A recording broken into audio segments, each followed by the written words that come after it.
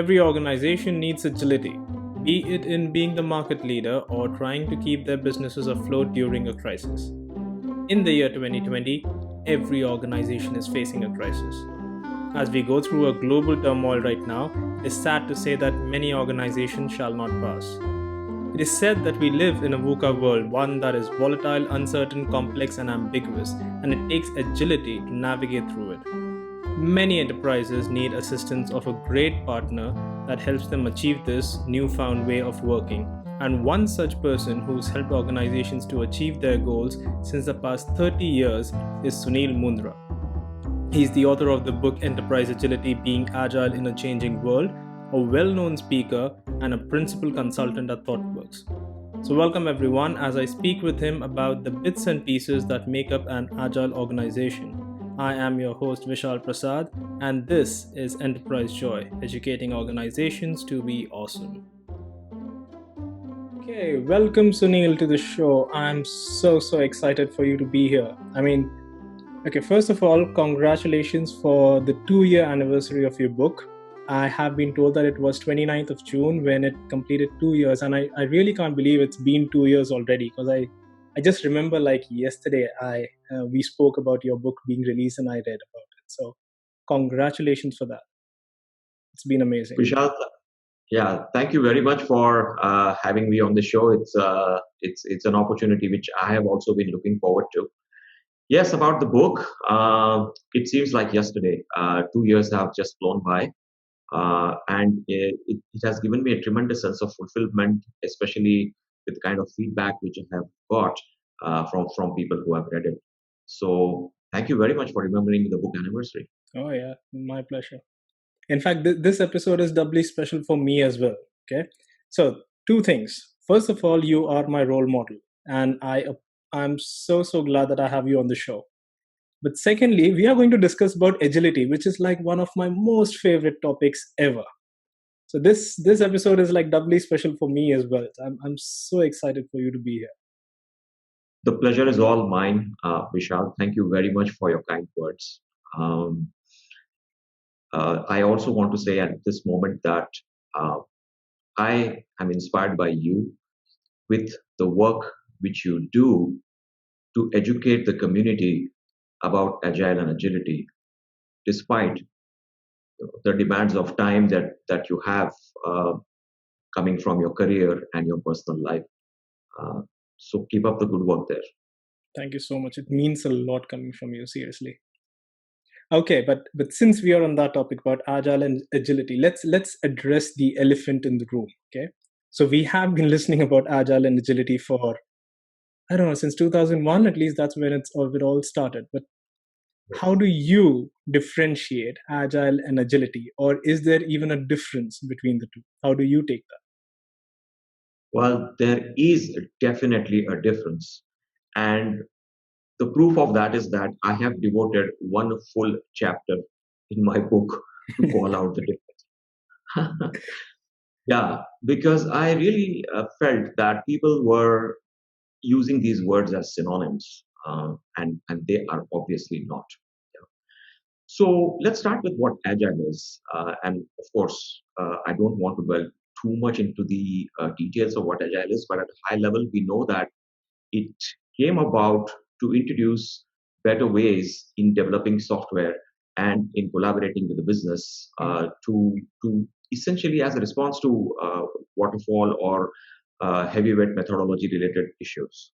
And of course, agile has a few practices, processes, etc. But it also is based on the values and principles which drive those processes and practices.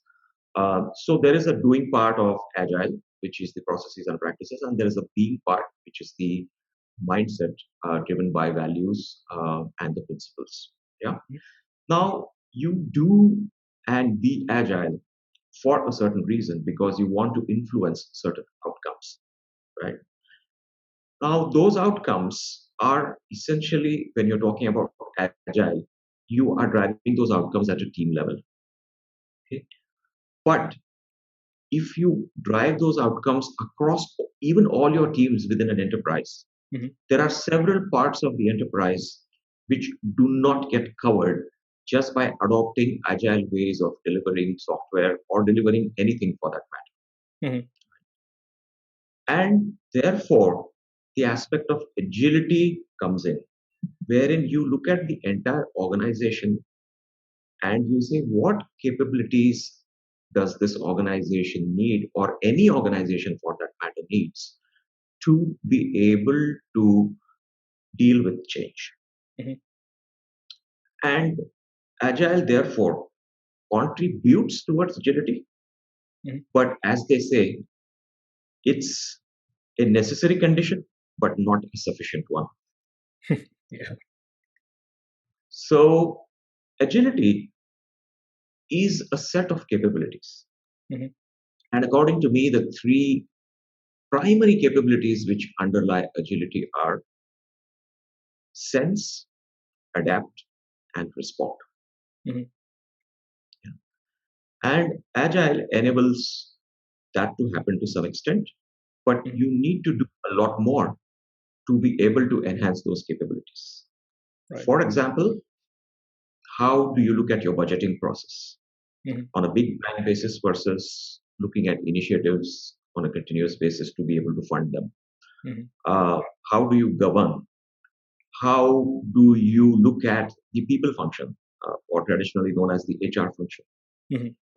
So those aspects you need to cover as well, and those for me fall under the ambit of enhancing agility within the organization.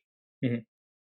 And again, both agile and agility are not ends in itself, but they are means. Mhm. So the capabilities with agility provides you the ability to sense, adapt, and respond is what an organization can use or an enterprise can use to really delight the customer, to create a competitive advantage for them, to be able to make all their stakeholders Mhm. Right. But then, so even when we say agile and agility, but there's still a lot more, right? So you have enterprise agility, which is basically the title of your book. And happy. then we Right. have business agility, we have organizational agility. And the way I see it is these are also means of more or less achieving the same ideology or the same state where we want organizations to be in. So even though we have multiple words, are they pretty much Right. the same for you? Yes, broadly they are the same. And the similarity is that all these approaches are looking at the organization as a whole. Mhm. What differentiates one from the other is the way you slice an organization and the Mhm. way you approach uh, enhancing agility in terms of what do you pivot around and what do you choose to enhance as a part of the organization. So it's mostly related to how you slice the organization and Mhm. then look at each component of that organization in terms of enhancing agility. Mhm. So, to be very honest, since 2001, now after so many years, I have started calling this like an agile movement. And for sure, I Mhm. don't say that out of kindness, okay? The reason being, I have seen like a flooding of agile coaches in the industry to an extent that I have stopped calling myself an agile coach. And I have an analogy for that, but I won't get into it. But the entire aspect of industries is they have invested so heavily into agile coaches because they want to transform and change their status quo the way it is. And then there are times when I read headlines, like headlines that say our organization will be enterprise agile by 2020. How do you feel about it when you read these kind of headlines? What goes in your mind? You touched upon a very important point, which I am dealing with as a challenge when I work with my clients, uh, which is that um, people see transformation as that silver bullet Mhm. to solving all their problems, and people expect magic to happen. Uh, and people think that by bringing in coaches who are experts, the problem can be solved. So, if you look at the meaning of transformation, the real meaning of transformation, it is moving from a given state to a fixed state in the future which you have envisioned. Mhm. So it's about moving from point A to point B. The metaphor which is often used for transformation is a larvae converting itself into a butterfly. Mhm. Yeah. But what we are talking about here is a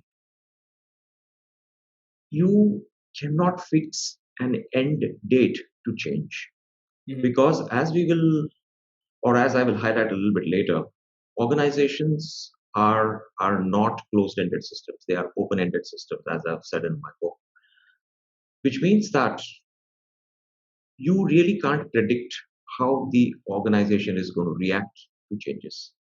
Mhm. So putting a fixed date and working backwards is again rooted in the traditional thinking of how one treats a problem as a, a problem which is a closed-ended problem. Mhm. What I am trying to do is, when I engage with leaders, I tell them that don't think of it as a transformation, think of it as an evolution. Mhm. So you can start from where you are, and you can always improve from where you are at a point in time, which also means at a point in time in the future. Right. So this evolution part, sorry, is more important. And I think people not recognizing that. I think we are used to uh, milestones. A lot of people want to declare transformation as successful, Mhm. sadly, for wrong reasons. Mhm. Uh, People set a deadline that, oh, we want to be transformed within 12 months, 18 months. Often, anyways, these are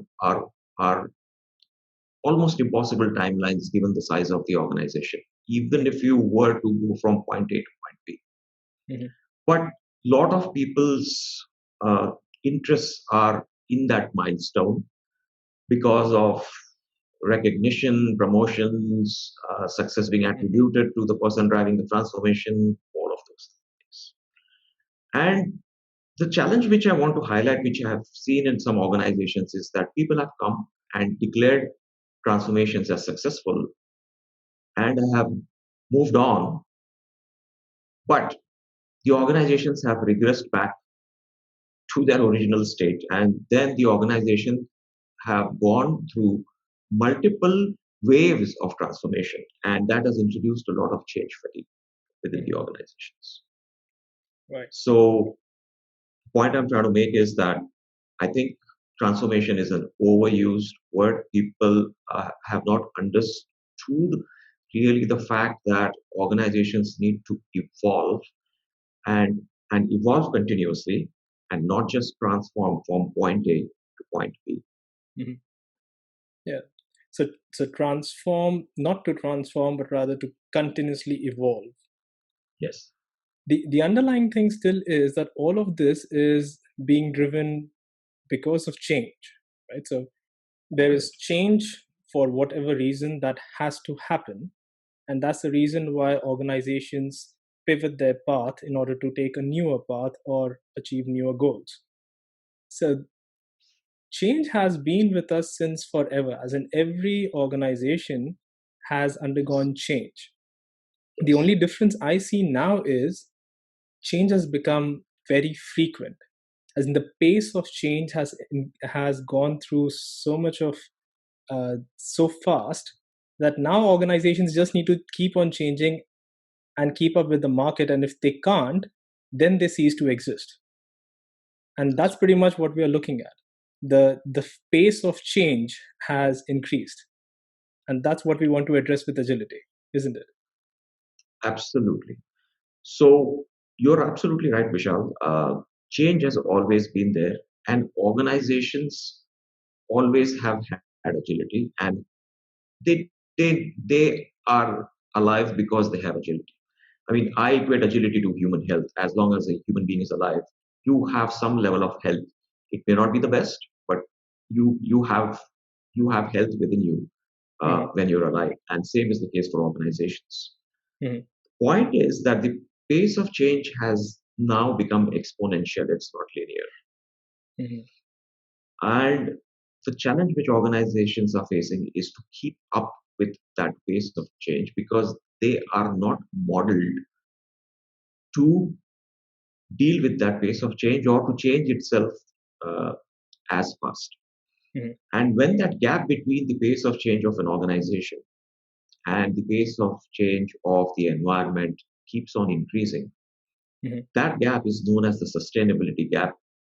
Mhm. And if that sustainability gap becomes too high, then yes, the organization is putting itself at the risk of survival. Mhm. But you do say that change has become exponential. It's not no longer linear. But then we do have models like the Kotter model, which is 8 simple steps to change. Maybe even if it is iterative in nature, but it is still a simplistic model, which is Right. linear at least. But I am Right. a big fan of that model. I actually like the way it goes from a sense of urgency till the point where a change is introduced. But Mhm. if I keep on doing that iteratively, wouldn't that help with my agility? Again, when we come back to evolution, Mhm. when you think of evolution, right? Evolution will have at some points where the evolution is big, right? So when we look at our human history, the industrial revolutions you can pinpoint and say that yes, those were the big points of change, Mhm. right? When the internet came, it was a huge moment of change for businesses, and of Right. course, The dot com. uh, the model would apply. But over a period of time, when you take all of those things into consideration, so you have these spikes Mhm. where change is much faster. But otherwise, it's the change is evolutionary in nature. Mhm. And what we have seen in the last 10 years, the kind of change that we have seen, we have not seen that change in the past 100 years as well. Yeah. So, yeah, so models would apply, but they they they may not be as linear as we would think that they would be, or at least when they were conceptualized. Mhm. So maybe people and organizations would go through some or all of those steps in those proven models of change, Mhm. but may not even realize it because it's happening so fast. Right. So you did mention that when it comes to transformation, there are organizations that go through certain programs, but then they fall back to their original ways of working, and they have to go through a number of pushes before that happens. The concept of what you're talking about is organizational inertia in that case, isn't it? Yes. Where Yes. it's difficult to push the organizations to move from their current state. How Yes. do you Absolutely. see organizational inertia playing into this agility, or rather, if I want to bring in agility, how do I get rid of this? Yeah. So that's a huge barrier to transformations, and as you have rightly said, inertia is a huge impediment for organizations to become evolutionary in nature. Mm. The way that you would handle it is that you can't change the organization in a big bang way. There is so much history, legacy. There's lots of things which are very deep rooted, and not everybody will embrace change at the same pace, even within the organization. Mhm. Yeah. So you have to introduce change in a gradual way. I am a fan of that. And I know there are some people who have taken a big bang approach to bringing in change, and they have succeeded as well. Mhm. But my hypothesis or my approach is that uh, organizations are complex adaptive systems. As I have mentioned in my book, they have a life. Mhm. And when you have complexity within a system, any intervention that you do is essentially an hypothesis. Mhm. You will not know until you try it out as to how that organization is responding to that intervention. Mhm. So, the approach which I suggest, and which is what I normally do when I work with clients, is to frame the change program in a way where you set out a vision, where you want to be, so what are the drivers of the change, and key milestones that you would like to see along the journey, at least till you get to a sustainable base of Mhm. change. You start small. You take up a few teams at the ground level. Mhm. You introduce change there through the agile practices, processes, and the mindset change that you need to make it happen. And when you create a success story, Mhm. the appetite for change across the rest of the organization suddenly changes. Mhm. A lot of inertia is linked to the appetite of change within the organization. Mhm. And when you can prove that change can happen even within a small part of the organization, the rest of the organization then slowly begins to open up to this new possibility of embracing better ways of working, or uh, to make changes, even though they may be a little bit more painful, uh, to be able to benefit everyone, including the people within the organization. Mhm. So you start small, you bring in some success at the team levels, Mhm. and then you expand that. Right. Right. So first stage, we can call it as a show stage. You're proving something. You're making a point that change is possible. Because in many organizations, when you go, this is not going to work here. Yeah. You cannot bring in change. We are just too deep. And that's the thing. Agile doesn't work for us. That's like Exactly. the mantra. Exactly. Exactly. It's like saying, oh, being healthy doesn't work for me. You can't say that. Right. You can't argue against agile and agility because Mhm. it is so inherent, if you treat it as health. So the first stage is show. The second stage is shift. Mhm. So that's when you start working on the mindset, you start working on the behaviors which influence culture, and you start working towards that. So you start moving then beyond practices and processes which have brought in some good change and some good outcomes Mhm. to the mindset change. Once you see a little bit of that, then you move to scaling. Right. Yeah, then you replicate, your success story across the organization. Mhm. And then finally, you get to a sustainable stage. Now, this may sound sequential, but it is not. It is very, very iterative in nature. Mhm. Yeah. Um, the point is that organizations, when they embark on change, they are creating green shoots within the organization by bringing in those changes. Mhm. But they are ignoring to look at the inertia which is prevalent in the rest of the organization. Mhm. And when you declare your transformation program as done with a few green shoots, but with the rest of the organization still embedded in the past Mhm. or in the inertia, then that inertia will overpower those Overcome. green Yeah. shoots. Exactly. So And that it's is like. where, yes, that is where people then become disillusioned. Mhm. People believe that agile does not work for us, and then somebody else comes and does the same thing. Mhm. I know I work for an organization which is one of the probably the best known business consulting firm in the world, Mhm. and their IT organization, when I was there to help them with their change program, they called it transformation, by the way, which is a different point. That they were in their fourth wave of transformation, and the first wave happened in 2006, 2007. Wow. But this thing about where you say that if there's more inertia compared to some departments who may have changed, for example, and these overpower them, it sounds like that story of the monkeys, right? Where one monkey tries to grab the banana from the top, and the others pull that monkey back down. But Yes. there must be something that is going in everyone else's mind. Maybe so. The story of the bananas is that every time a monkey goes to get the bananas, the others get electrocuted, and that's why they pull the others down. But if I want to Right. equate that with, let's say, an organization, what if people have fear that, hey, if others change much faster than us, then we may lose our jobs? And that fear can also be one of the reasons why everyone pulls everyone else back. And that can result in organizational inertia as well. I mean, there can be multiple reasons for why that inertia exists. Absolutely. And resistance to change Mhm, is one of the key reasons for that inertia. mhm, Um, and people resist change for different reasons. mhm, Uh, People resist change because it could mean there's a lot of uncertainty for them. It could mean that uh, they would have to learn new skill sets. mhm. Sometimes people fear change because they feel their incompetence will get exposed. Right.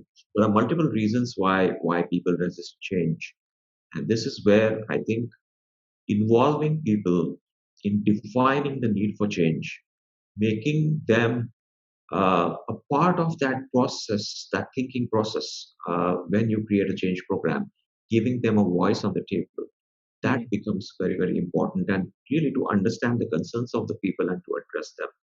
And mhm. this is one of the key roles which leaders need to play when they are embarking on making change. Right. So actually, last year we had the Agile India conference. So they had an Agile coach camp, and that was Hmm. one of the best experiences for me because you have these qualified and highly appreciated coaches who are present there. We have Shane Hasty and Woody Zool, and Yeah. I mean, you can talk about the biggies, and they were present. Yes. And Woody Zool at that time was discussing about organizational inertia, and I, Hmm. being myself a little bit of evil in that sort, I simply said during one of the sessions that we invest in agile coaches so much, and we want agile coaches to help organizations move and become better. And let's say that we are capable of doing that. So we enable organizations to move towards better ways of working in, let's say, 10 years, Hmm. right? In 10 years. But then let's see the contrary of that. What if, and this is a hypothesis, what if all agile coaches cease to exist? Right? We don't exist anymore. In that Hmm. case, the organization will crumble under its own inertia and probably go out of business in the next 5 years. So, I mean, the stories of Blockbuster and Nokia and so many other organizations which have seen that happen. But when Yes. that happens, and when the organizations who have this way of working, which is not appreciated by, let's say, the customers or the people, if they cease to exist in the next 5 years, then all the organizations which will exist will be great places to work. Why can't we just do that? I mean, if it's evolution, why can't it just be survival of the fittest and let the others just perish? Doesn't that be something that we can do? I know it doesn't sound very great, but isn't that an option? Um, for me, personally speaking, uh, it is not an option. Okay. Right? When you made the statement that what if all agile coaches were to go away?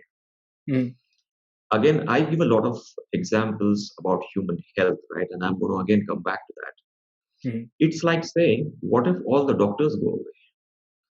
Or right. what if the doctors choose only to focus on those patients who are young and healthy Mm, and just leave the others uh, to die a death for themselves? I can't imagine that. right. I think there is always hope.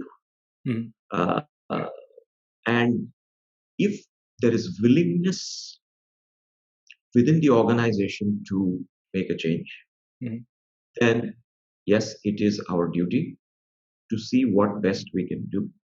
Again, the same approach like a doctor. You may be the best doctor in the world, but if the patient comes to you at a very late stage, at a terminal stage, and you can't do much about it, and the patient passes away, mm, well, it's not a good outcome at all. But right. the point is, as a doctor, you never gave up. You Mm, still did your best. yeah. Yeah. So that's exactly how I would approach an organization, uh, Mm, which which is deeply rooted in inertia or which has big problems. But mm, as long as they show an inclination to change or to improve or to enhance agility, I am more than willing to give my best shot at mm, bringing in change in such organizations. great. Since you spoke about doctors and the terminally ill patients, I remember Elizabeth Kubler-Ross curve, like the curve, well, it's actually the grief, how the stages of grief. But in the recent past, it has been seen that that's what we see with management as well. So change management, we see people go through that same curve again. And the same thing as you Mhm. said, like the bigger the change, the deeper the depression. And then it basically depends how easily people can overcome that, or it turns into a crisis, one of the two things that you can have at the end. So these small Yes. iterative changes or the evolution path is something that helps people to accept these things readily, or at least in a simpler way compared to something else. Yeah. Yeah. And that risk of getting stuck in that curve when you're like really low at the lowest point in that curve Mhm. is something where again leadership plays a very big role. And I think coaches can help a great deal in reassuring leaders that yes, we can come out of this. Yep, Because absolutely. otherwise, at that point, it's all gloom and despair. It seems like all is lost, and it seems like a very chaotic situation. Mhm. But if handled well, and if leaders have the conviction, Yep, uh, organizations definitely can come out of that low point in that the low curve. point. Absolutely. Okay, so since we equate this with health, we do know that agility is something that have existed in organizations like forever. Let's say since the first industrial revolution. But its definition and its usage, or the way it is uh, now being conceived, is different. That has changed over time. How do you see this change, or how have you seen this change happen since, let's say, the very beginnings till 2020? How has that been for you? So, if you look at the history of businesses, right? Uh, in a true sense, businesses really understood uh, how to scale only during the second industrial revolution. Mhm. And one person who actually drove a lot of that and is really responsible for the success of the second industrial revolution that we saw, which brought in so much prosperity, Mhm. especially in the western parts of the world, is Mr. Frederick Taylor. Mhm. And he wrote these principles of scientific management. Yep. Uh, and based on those principles, organizations master manufacturing, Mhm. and organizations also learn how to scale and become big. Right. Um, but Frederick Taylor wrote his principles, which were meant to be applied in a context of manufacturing. Mhm. And what does that mean really is that it is driven by machines.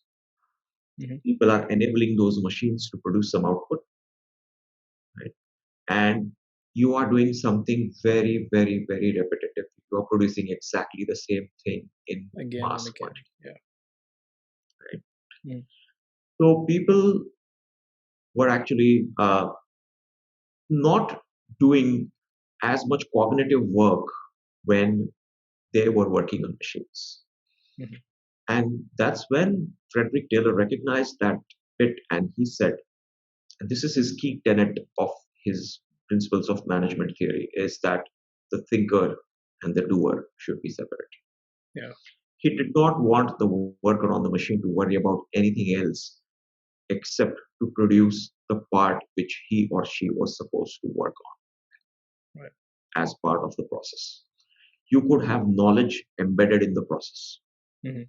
and the worker was just an enabler rather than a driver of outcomes. So what that led to is creation of hierarchies. So to manage the doer came the thinker, to manage that thinker came another thinker, right? So then you have the manager, the senior manager, the assistant vice president, and so on. Mhm. So somewhere uh, the thinker doer separation got convoluted, Mhm. and we created these multiple layers that we see within organizations, which have led to slowing down of decision making. Second, is the creation of silos, because Taylor emphasized, among other things, efficiency as well, which is important, because if you are making the same thing over and over again, you want zero process variation, and even within the specializations, you want to emphasize on efficiency. So Right. silos got created, and that worked. Yeah, while the environment was very stable. So if you look at the environment in the second industrial revolution, it was an environment of scarcity, Mhm. where whatever was being produced, consumers were lapping it up. Yeah. And the key problem for businesses at that time was, how can we produce more? Capacity became the constraint. Yeah. Scale became the constraint. Mhm. Yeah. So the environment, or the need to be in tune with the environment or evolve with the environment, was less. Moreover, the environment was not changing as much. Mhm. Yeah. But that has changed when the third industrial revolution happened. Right, internet came, and suddenly entry barriers fell off. I mean, earlier you could have physical presence, and that would create entry barriers for businesses. Right. For example, if you're a retail store in a country, and if you had 100, 200 stores, for somebody to come and compete with you, they would have to build similar number of stores or even more to do that. Exactly. Yeah. So entry barriers prevented a lot of businesses from coming in. Therefore, people could take their competitive advantage and their position in the industry for granted, which is what they did. Mhm. And that continued for decades. But Mhm. internet changed all of that. And that is when businesses started recognizing the need for organizations to change at a faster pace. Mhm. But they were modeled in such a way, they were modeled as closed-ended systems. Right. And therefore, they were finding it difficult to change, and organizations still continue to be modeled as Mhm. that. And that does not equip or enable the organizations to change at all, or to change at a faster pace. So, if you look at the new age organizations which are doing well in terms of making their customers happy, or even their stock market performance, Mhm. they have very little or no inertia of that past, Mhm. and they have modeled themselves to evolve continuously. So, like I said earlier, agility organizations will always have, and they've always had also, otherwise, they would not survive. Yeah. But the need for higher level of agility is there today, because of that exponential pace of change which is happening in the environment.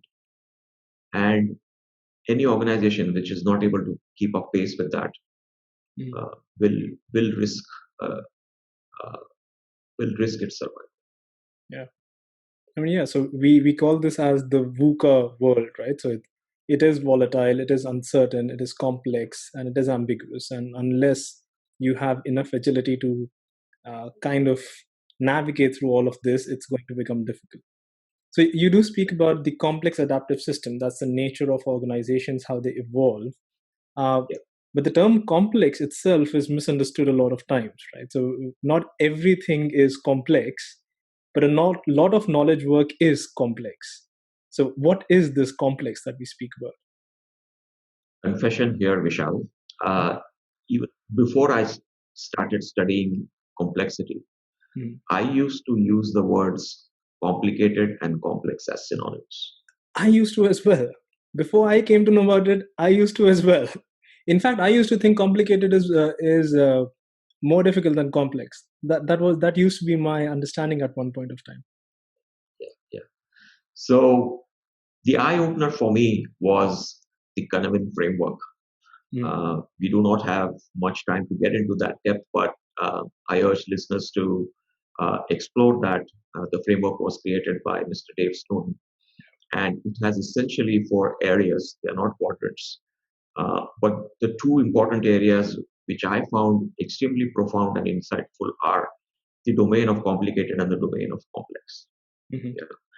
Complicated essentially is a system which has fewer parts and fewer unknowns around it. Mhm. It's a problem which is been solved in the past, and it's a problem which is solvable. Only thing is, you need an expert to come and solve that problem. Right. So it's like saying, okay, I need to redo my house. Yeah, I need to do some interior decoration. So you need to call, the designer, the architect, the interior decorator, who will then look at things and advise you what is the best thing to do. Where is it that you can change your light? Where you cannot do that? What about the plumbing? All those kind of things, right? Where you need an expertise, but it's a solvable problem. Mhm. Complexity happens where there are too many unknowns. Yeah. Yeah, it's a system which is interacting much more with the environment as compared to a closed-ended system wherein the interaction with the environment is far less. Mhm. Okay?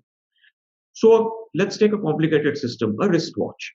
Yeah, Mhm. it is a complicated thing, right? I mean, there is some engineering in that, which you need some expertise to manufacture a watch.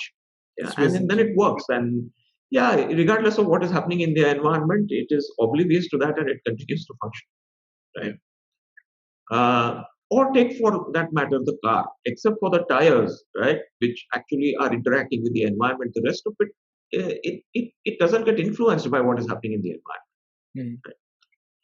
But complex systems are always interacting with the environment, and there is a lot of unpredictability uh, in terms of how they respond to change or Mhm. how they emerge. So, one of the core properties of complexity is emergence, which means Mhm. that you really cannot predict what's going to happen the next month.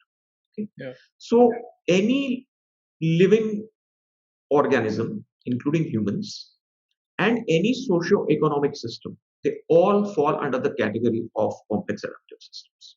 Right. Just to look at a simple example of, say, weather. Mhm. You know. Now, weather is essentially based on 4 or 5 variables. There is air pressure, there is humidity, there is wind, there is precipitation, and I think there is one more there. Mhm. But look at this. You can't even exactly predict what exactly the temperature is going to be, even the next hour, or what the cloud pattern is going to look like even within the next hour. Yeah. Now, in fact, Just 5 variables. I have started just accepting the opposite is going to happen. So I don't even believe in the weather reports anymore. Yeah. So I think the point is that there is a lot of emergent behaviors which happen, and you have to accept and build on those behaviors. But what you can definitely predict are patterns. So we know that weather-wise, like for example in India, you will go through 3 seasons: the rainy Mm. season, the cold season, and the summer season. Yeah. You know that monsoon will come. Mm. But can you predict that exact date in advance and that exact time when it's going to happen in every single city? No way. Mm. Yeah. So in a complex system, you can have patterns Yeah. which you should leverage. But beyond that, in terms of being exactly predictable or looking at something with a very narrow mind of saying, okay, this is the cause and this is the effect, or if I make this intervention, this is exactly what's going to happen. That is something which will not happen in a complex system. Yeah. Yeah, the biggest problem that I see is that today, in today's environment, as you rightly mentioned, it's a VUCA environment, and that C stands for complexity, and the complexity in the environment has grown exponentially. Mhm. Organizations are complex, and the environment is also complex. Yeah. But most of our leaders, in organizations which are struggling to deal with change, they are using the complicated approach to solve a complex Oh, I have examples for that. I do have examples for that. problem, Uh, right? And again, as part of my work with leaders when I coach them, mm. the first thing that I do is I educate them on this difference, and I take them through various scenarios, and I show them how this distinction becomes very important. Mhm. So, sure, even within a complex system, there are complicated parts, Yeah. and you need to look at that. But when you look at change and the holistic picture of the organization, then you must look at it from a complexity perspective and address it accordingly. Yeah. And the probe sense respond thing that you mentioned, that's basically the complex quadrant from Kinevin as well. You probe, you sense, you respond, and see how that works, which does differ from the analyze, sense, respond that goes into the complicated space, and that's how it gets Yes, differed. Yeah. So, exactly. In a complex system, right, you have to probe. You have to make an intervention, see how that system responds, mhm, and then make sense of that, and then you prepare your response. So there's always an yeah. element of probing. For example, you want to launch a new product. Mhm, You don't know how your consumers are going to react. yeah. So what you do, you actually show them something, you get their feedback, and only when you get a positive reassurance from the customers that they like it, Mhm, should you invest in that product and take it forward. mhm, But what do we see otherwise? We see business cases which are conceived without any actual feedback from the customers. Yeah, mhm, it's all theory. I mean, if you ask questions, that's not real feedback. right. Can you show the product and get feedback and build your business case based on that? Mhm, And what are we doing? There's somebody prepared a business case based on a lot of assumptions. And mhm, that business case is funded big time without any validation whatsoever. Now that's looking at something as a complicated problem. yeah. Yeah. I So there mean, is no probing. right. But And I do want to mention over there. So whenever I have spoken about Kinevin, let's say, or and complicated and complex, there are times when this becomes evident to people that, oh, you're doing knowledge work that's complex. People get this sense of pride, and there are times when people have said that, hey, then I'm better than someone who's doing complicated work. But I should say that's not really the case, because if you consider ISRO that launches satellites multiple times, that actually falls in the complicated space, but the work that they are doing is exceptional and amazing. So just yes, because you fall in a particular quadrant, that does not make you special or less special. This is all of these are really, really important when it comes yeah, to the world or the organizations. excellent point that you have raised here, Vishal. Right, and look what has happened because of that mindset. Uh, the doer Mm, traditionally has got less importance or less recognition than the thinker. mm, Right? yeah. You look at the construction site, people doing lot of hard physical work. Uh, I mean, they work 100 times harder than I do. Of course, the nature of my work is different. Mhm, But look at the level of respect that they get, usually. Look at the level of respect which a worker on the shop floor gets as compared to the manager or the leader. mhm, So I think we have created this class divide where people who are doing the work are called resources. I absolutely abhor that word. yeah. It assumes that the person is a machine, a lifeless something. And we continue to use that word even in the software industry where we are actually doing knowledge work. Yeah. And in knowledge work, right, you cannot separate the thinker and the doer. Mhm, Yeah. Sure, some level of thinking needs to be done at a higher level. All of that is true. But in terms of doing the actual work, uh, because it is cognitive in nature, right? You cannot separate the thinker from the doer, and it is very creative work. yeah. I completely agree with you that regardless of whatever type of work that you do, there is no need for somebody to feel superior or inferior Exactly. because of the Yeah. type of work that they do. Absolutely. I mean, I'm still waiting for the day when HR will no longer be called human resources, but rather be changed with human relations, because it's Yeah. relationships that you're really building with the people. That's more important than treating Or people just as a people resources. function. Or just the people function exactly. Yeah. Okay. So I do have this uh, one instance that I want to ask you about your views around that. So we spoke about VUCA, right? And the U stands for uncertain. And we are currently going through a pandemic which was like so uncertain, but the moment it happened, countries went under a lockdown, as in India went under a lockdown. And I have friends who work for big banks and big IT organizations, who were asked to just stay home because there was a lockdown. However, for some reason, these organizations in the year 2020 did not use laptops. They still had desktops working in their organizations, and these people used to go every day to their office. I mean, I like the I like the mentality that you will work only when you're in office, and once you're home, you're done, which is not a bad Mm, thing. mm, However, because of the pandemic and this uncertainty, there was no good business continuity plan, and people just stayed home and they couldn't work, and organizations uh, just stopped churning value. And to an extent, where one of these organizations, the leaders, had an interview a few days back where he mentioned that for India to get back to the economic state that it was before the pandemic, people should work 60 hours a week. That's 10 hours a day, 6 days a week. And this has to continue for the next 2 to 3 years, because the more you work, the more productive you are. And only then can you get back to your old economic state, which is where you want to be. How agile is this thought process for you? The way the entire organization has responded and the way the leadership sees this.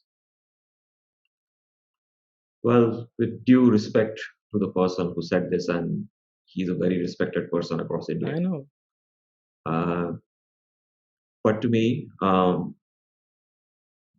this is very traditional thinking, which is deeply rooted in the manufacturing mindset. Mhm. And that mindset is that the more time you spend working on, the more you produce. And therefore, uh, time and productivity are positively, 100% positively correlated. The more time you spend, the more output you get. Simple. That's not how it works in knowledge work.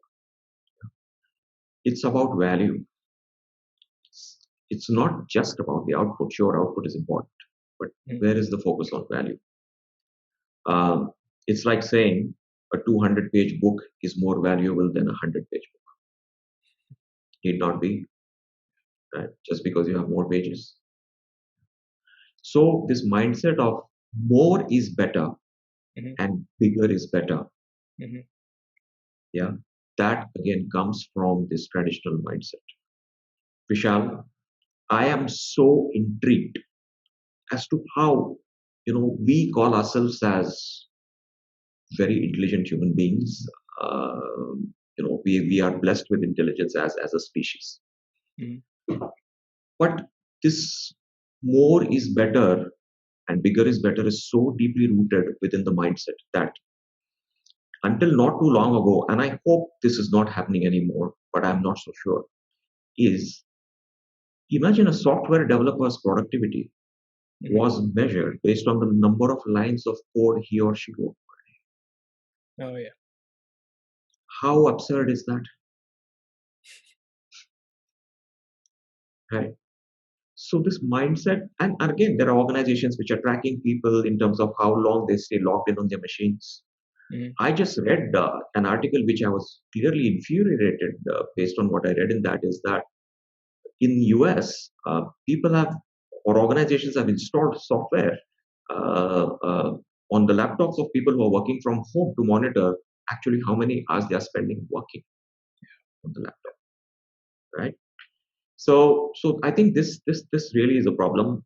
This is clearly this old traditional thinking. And the second problem with that statement is this: suppose you work even 60 hours a day and produce whatever you need to produce. What if there Mhm. are no buyers? Are you not causing waste by creating excess inventory? Right. Yeah. So this again is another problem which I have seen as a common pattern in terms of how leaders approach something is the local optimization problem. Mhm.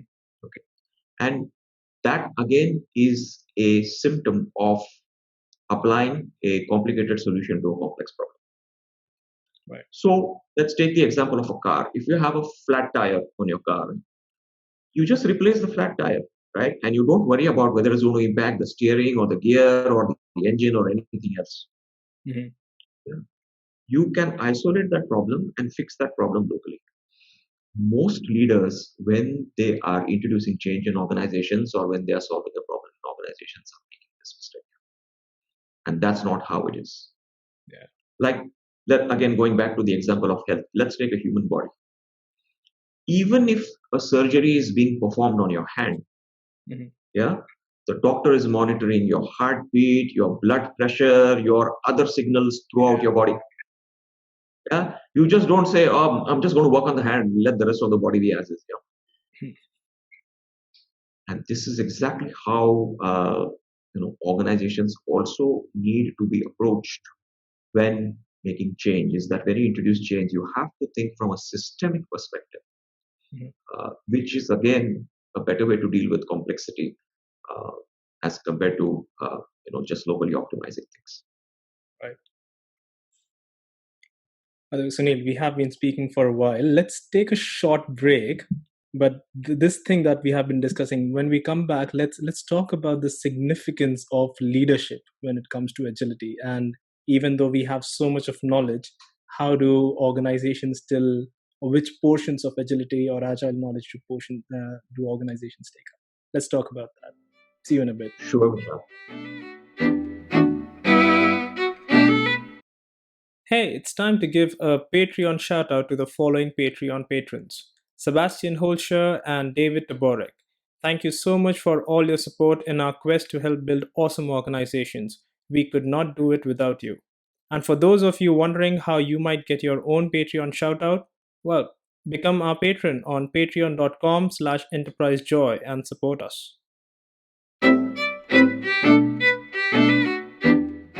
So, welcome back, everyone. We are in talks with Mr. Sunil Mundra, author of the book Enterprise Agility. And before going on the break, we were discussing about the role of a leader in an agile organization. And we ended the last segment being how much leaders accept this notion of agility. Which brings me to the first question for this segment for you, Sunil. What do you believe is the role of leadership when it comes to being agile or in an agile organization? The role of leadership is the most critical element uh, in improving agility of the organization. Mhm. Let's look at some empirical evidence for that.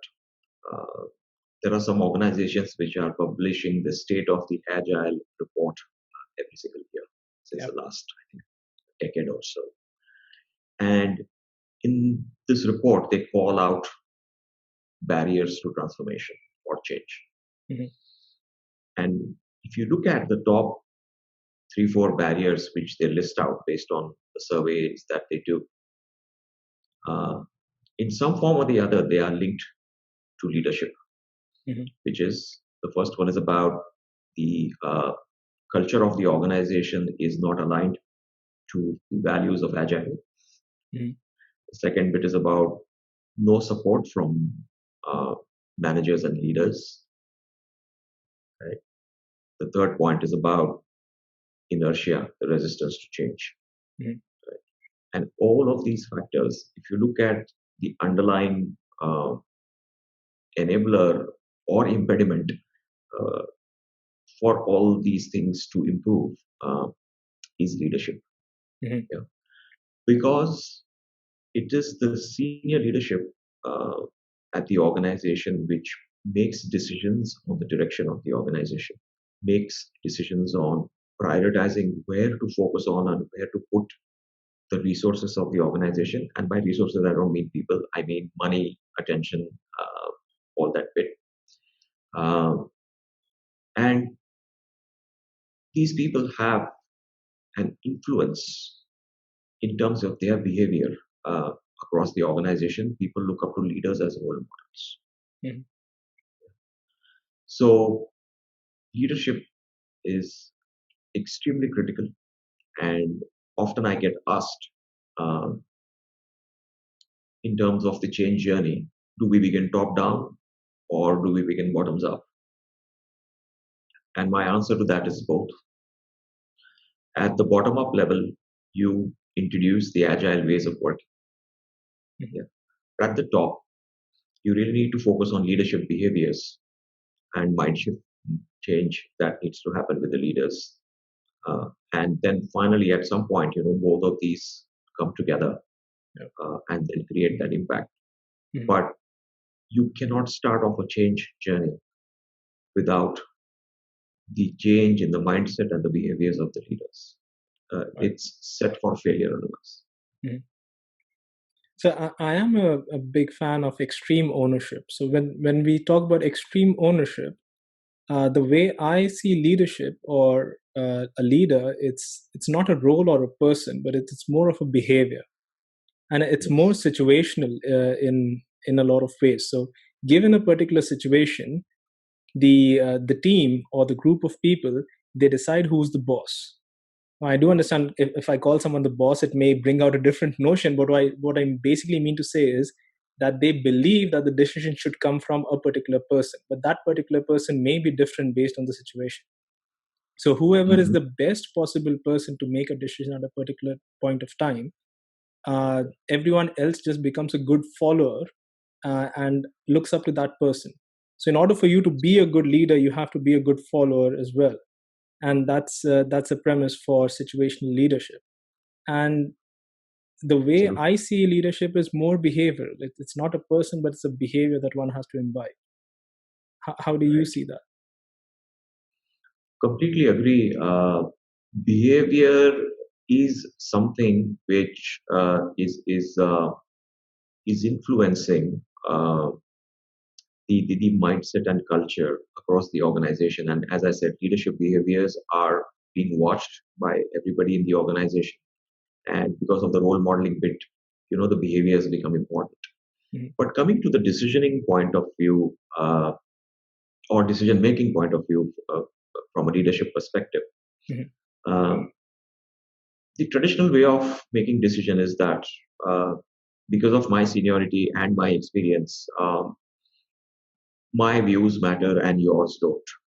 Mhm. And what I think and I say is the right thing to do. So it's about that. It's a sense of entitlement, a sense of privilege, Mhm. which leaders have when they say this I need to make this decision because I know better than you do. Again, rooted in the thinker doer separation, that Right. the doer doesn't matter. Mhm. But in today's world, as we said, the thinker and the doer cannot be separate. So ideally, a lot of decision making needs to be closer to the context or with the people who are closest to the context. Mhm. Yeah. But there are some bigger decisions which people with greater influence across the organization need to make. Mhm. And I think the point there is to take inputs from people on the ground, not make assumptions about what you know. Mhm. Get a reality check of what's happening on the ground, Mhm. what's working, what's not working, what is the context, etc. And then, based on your experience and knowledge, and the fact that you see a much bigger picture than maybe somebody on the ground can see, you make that decision. Mhm. What you have done in the process is given a voice to the people who are closest to the ground, and you have actually considered their input in making your decision. So Right. that is how decision making needs to be different uh, in an agile organization or an organization with greater agility as compared to those rooted in traditional ways. I mean, I can't even think anymore that the number of years of experience or seniority makes any difference with the kind of decision. So just yesterday, Mahesh Lal. So Mahesh and I, we are good friends. We were speaking yesterday, and we were talking about, hey, you know what, the amount of experience that we have gathered in 10 years, someone Mhm. who's, let's say, 15 years experience right now, maybe the amount of information that the two of us have because of the way the information age is changing is pretty much Yes, the same. So we are pretty much at the same level of experience. But that also yes, means that when we have 15 years of experience, that will be right. equivalent to someone who has 7 years of experience, because the amount of knowledge they would have gained and the experience they Yes, would have faced would have exponentially increased. So yes, this thing yeah, about seniority and experience, it's that gap is just closing in every day. So it it, is. it doesn't even make sense that someone who has to be senior has to make a decision. You can have someone who's like fresh out of Right. college, but their knowledge is just too is much better than what Exactly. you have. That's possible. Exactly. Exactly. So it's about the knowledge, which is the latest knowledge, and also the relevance of the experience. I mean, you could Yeah. be coming from a manufacturing background, and if you're put to manage knowledge work, Mhm. you have to undergo a steep learning curve before you can say that yes, I can meaningfully contribute to decision making. Yeah. And in a VUCA environment, you will encounter situations which you have never faced before. Absolutely. And I think the leader's attitude at that point in time it should be is this: look, I don't have the answer. Can we Mhm. all sit together and figure out what is the best way to tackle this? Yeah. I mean, since we are talking about leadership, we definitely cannot move away from servant leadership. And I've had like people coming and telling me, "Oh, servant leadership is this new way of leadership," and I've said, "Yeah, for sure. It is so new. It is only from the 1970s." I mean, it's funny for me to just realize that people are embracing a concept from the 1970s only in the 2000s. They haven't really realized that this has been around since such a long time. And I have seen this in other ways also. So I do this presentation called "You Were Never Waterfall," which is basically just presenting the 1969 paper from Vincent Royce and giving some clarity about what waterfall was, at least in his mind. Mhm. Mhm. And when I speak about one of the principles being involve the customer, people are just shocked because they believe that this principle came from the manifesto, which was 2001, which is no, this has been around since even before 1969. It was just presented in 69. So for me, this entire, I know we are digressing a little, but there are all of these theories which are way old, and these are like good applications of how management and leadership are supposed to work, but we are just realizing it now, that or other people are learning about these things now. I mean, for me, these are things that we should be learning in college. Our syllabus should change. We won't go there right now, but this is exactly where we are seeing the knowledge gap.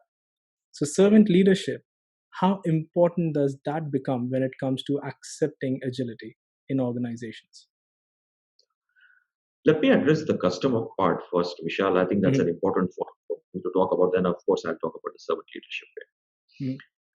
I think, as I said during the second industrial revolution, uh, customer did not have a voice on the table.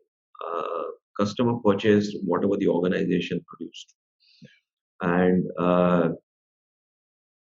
I think that is the reason why, even though the customer concept was there, it was never embraced because people Mhm. took the customer for granted, could take the customer for granted, and the customer had limited choices. Mhm. It was all about fulfilling needs rather than getting into an overall experience, which is Yeah. what today is. Uh, so, so now with customers having more choices, and especially with the internet coming in, and how that has given the customer a lot of choices, a voice with respect to having a say in the social media, uh, and essentially being able to engage directly with the organization, which Mhm. customers in the industrial revolution number two could never think of Oh doing. yeah. They only had to engage with the distributor who provided the good or the service, Yeah. never with the organization. Right? So I I think think. that mindset of taking the customer for granted is still unfortunately prevalent in some organizations. They think they know what the customer want, but they're never really close to understanding the customer's pain points. Yeah. Or many organizations just focus on the happy path for the customer. The alternate scenarios, etc., are not catered to. And if something goes wrong, the customer is left in a loop. Mhm. That's really one of the areas which, again, is a challenge when I work with organizations when they are undergoing change. Yeah. Right? So that's just one point I wanted to But highlight and bring I up. think I've told this to you before, right? That Twitter for me is like the ultimate customer support system. I mean, I couldn't have even imagined about this in the second industrial revolution, but today I don't even bother to go on the telephone numbers and the email addresses on their website. It's always Twitter. If I have to complain, it's on Twitter. Yep, and they better attend to that because the whole Yeah, world they is do. seeing that complaint, Yes. right? Uh, uh, Well, uh, so unless it's a government organization, they don't reply. They uh, never reply. well, let's just leave that apart. Let's leave monopolies apart. Yeah. But I Okay. think where there is competition, they are bound to pay attention to a customer complaint, Yeah. especially if it's on Absolutely. social media. But it's just available to everyone. See, so the power equation has completely shifted. The customer is more powerful. and organizations are slowly beginning to recognize that. But that recognition is coming slowly and painfully. Mm. So that's about the customer. On servant leadership, yeah. Mm. See, again, this goes back to that sense of entitlement, that I am the thinker, so I can tell you what to do. Yeah. So there is no question of servant leadership. It's, as we say, command and control. Right? Mm. I command that you do this, and you just do that. And that mindset is still, uh, prevalent in many organizations. But servant leadership is exactly the opposite of that, which means that you are putting the needs of a team over your own needs as a leader. Yeah. And what you believe is that if the team becomes successful in achieving their outcomes, you as a leader obviously will become successful. Mm. So your success as a leader is tied to the success of the team.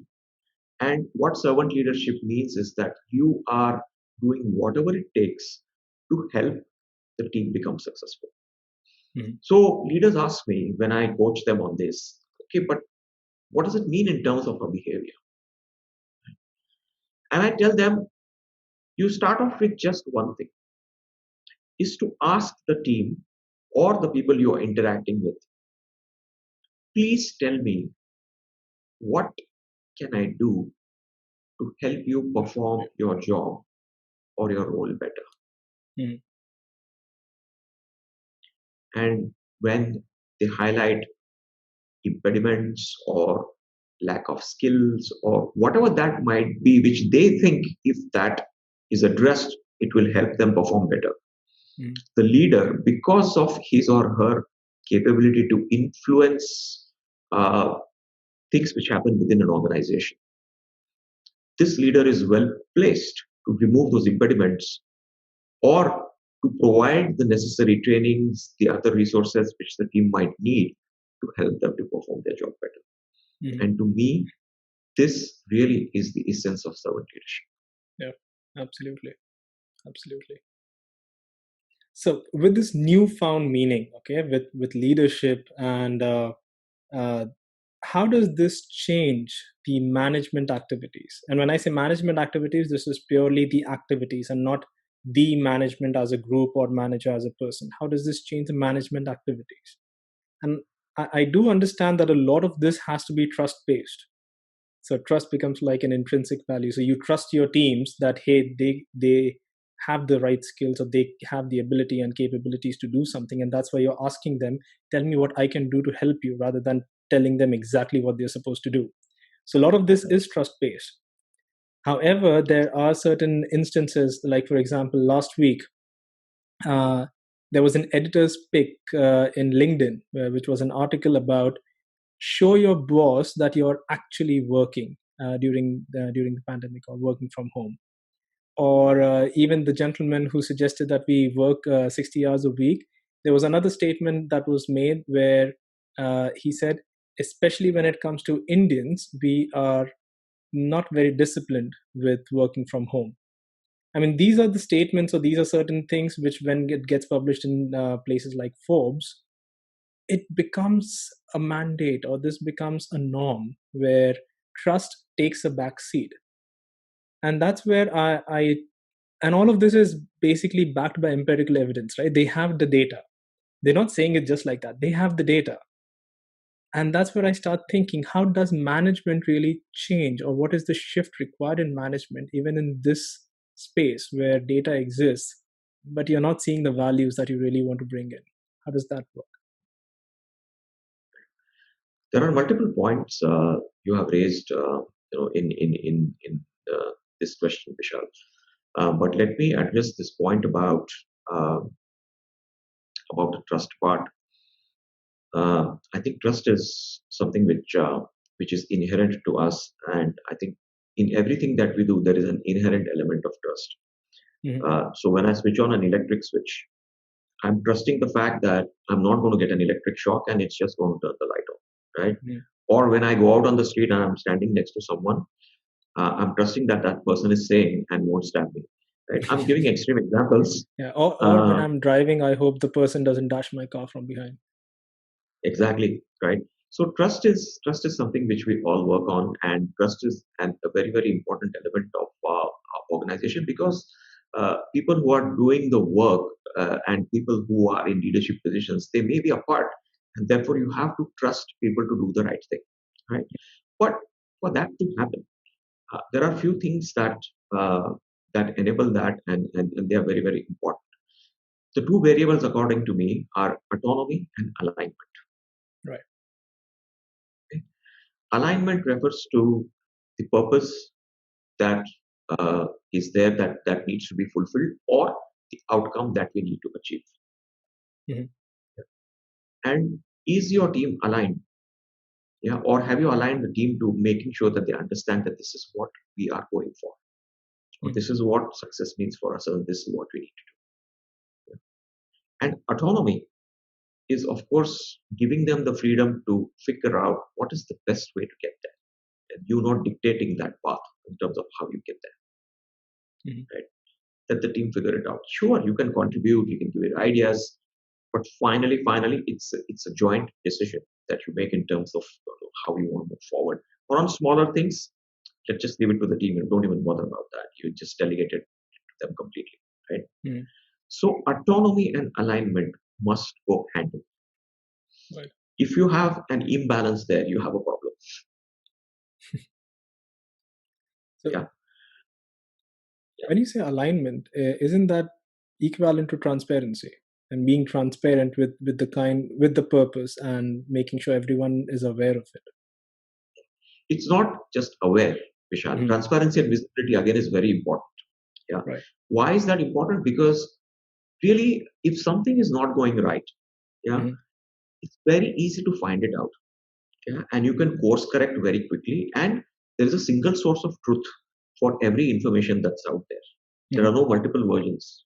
Yeah, like we see traditionally in organizations, right? There are things broken on the ground, but some manager is still reporting green status to the boss because otherwise he would get dinged Yeah, or the she would get watermelon dinged. report, right? The Yeah, watermelon whatever. reporting is brilliant.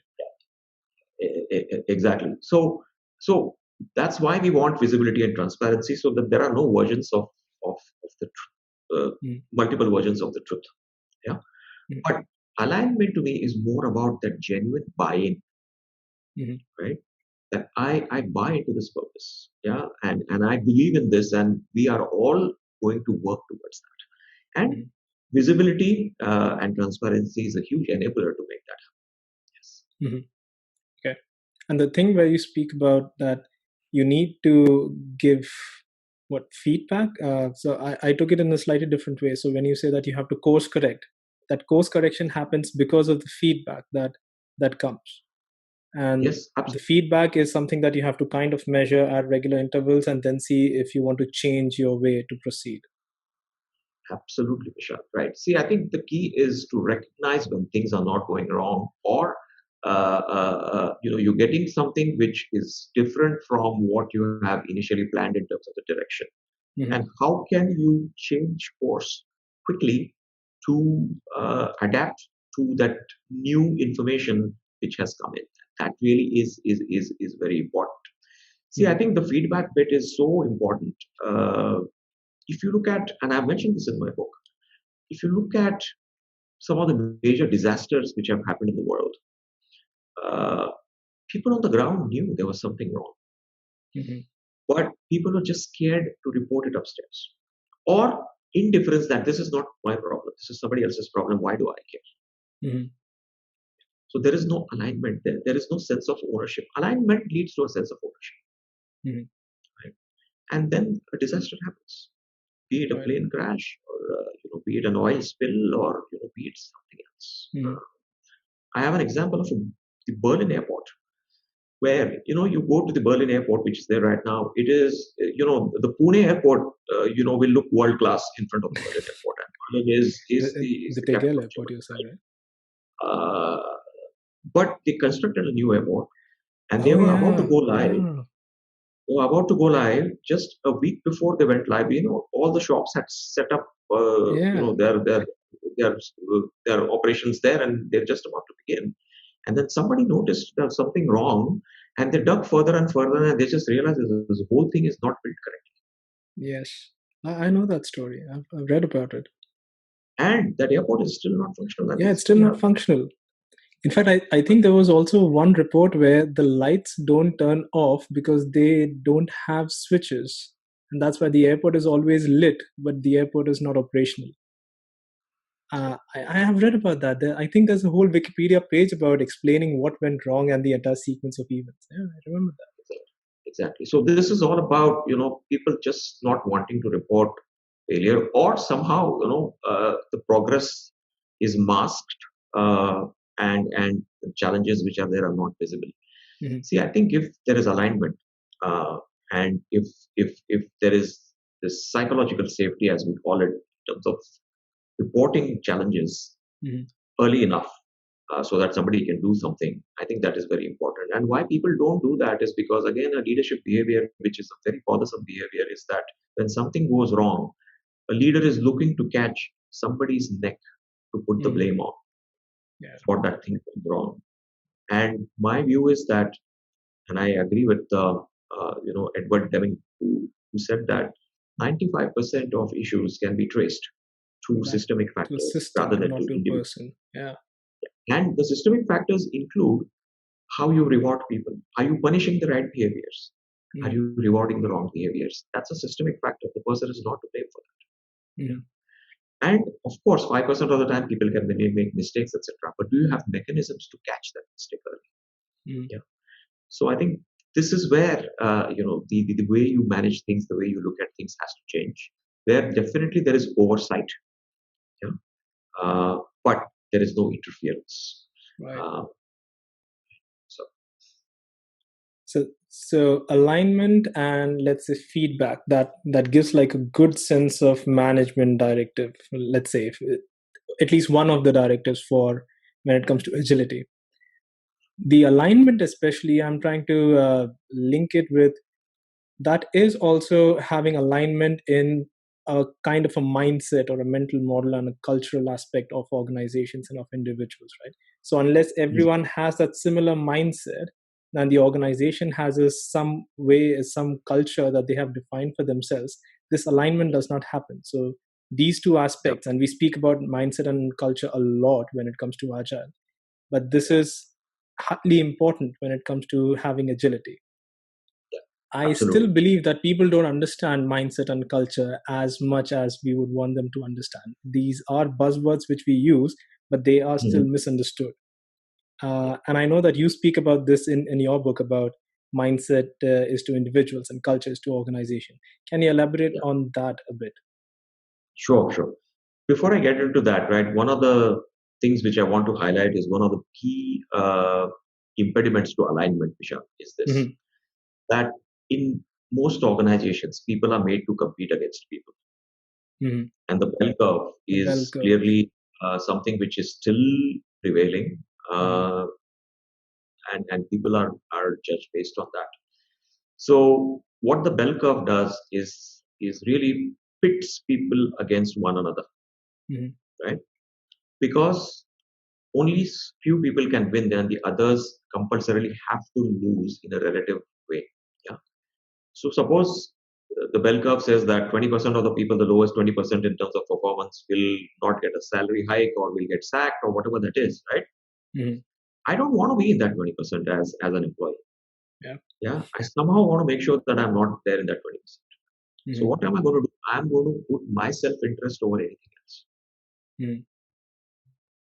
And to me, that is a huge barrier to alignment, because you're not bothered about the organization or the team. Your first concern is yourself, because it's a question of survival, Hmm. Yeah. right? So you have to remove these kind of things which impede alignment, which do not have the or do not provide the incentive for people uh, to have a sense of ownership and associate with the purpose of the organization. So that's one part of it. Right? Hmm. Coming to the mindset and culture. So, as I mentioned in my book, right, mindset, there is no universal definition of mindset. But, and I have studied a lot about this while I was writing my book, and I have come to my own conclusion that mindset essentially is made up of four things in our head, right? the assumptions, uh, the beliefs, Mhm. the perceptions that we carry, and the values that we have. And all of these four things go on to define the type of mindset you have. Yeah. And Dr. Linda Rising, I think, has very nicely called out, the difference between, what she says is the growth mindset, which is essentially the agile mindset, Yeah. versus a fixed mindset. Mhm. Yeah. But if you were, for example, to uh, uh, take an example of a belief, uh, mm, which is about agility or about traditional ways of working, right? In a traditional ways of working, the belief would be that, oh, if I report a problem, I will get punished, Mhm. right? But the belief, if you were having an agile mindset, is that, wait a minute, I think it is my responsibility to report that problem, because if we don't, we as a team fail. Fail. And I feel safe, to report that problem, because it gives us a chance for us to bring it up and to solve it together. Mhm. So clearly, you can have, you take any factor and you can twist it to orient it towards a fixed mindset or towards a growth mindset. And it is this set of assumptions, beliefs, perceptions, and values. If you have those, uh, which are aligned to the agile values and principles, Mhm. then you can say that you have an agile mindset. I Right. mean, that's the best explanation I can give, Vishal. What Yeah. a mindset, right? So a mindset is an individual thing, and what Mhm. you want to happen within an organization is for people to have as much of common assumptions, values, beliefs, and perceptions as much as possible, right? Mhm. So a lot of people have a lot of mental models, etc. Will you be able to suspend them when you come to work? Uh, uh, right? That becomes very, very important. Yeah. Culture is essentially, I mean, to simplify it, it's the mindset of the organization as a whole. Mhm. Uh, uh, it's again based on values, principles, etc., etc. Somebody just said, defined culture as saying that it's the way things get done around here, which encapsulates really everything. Yeah.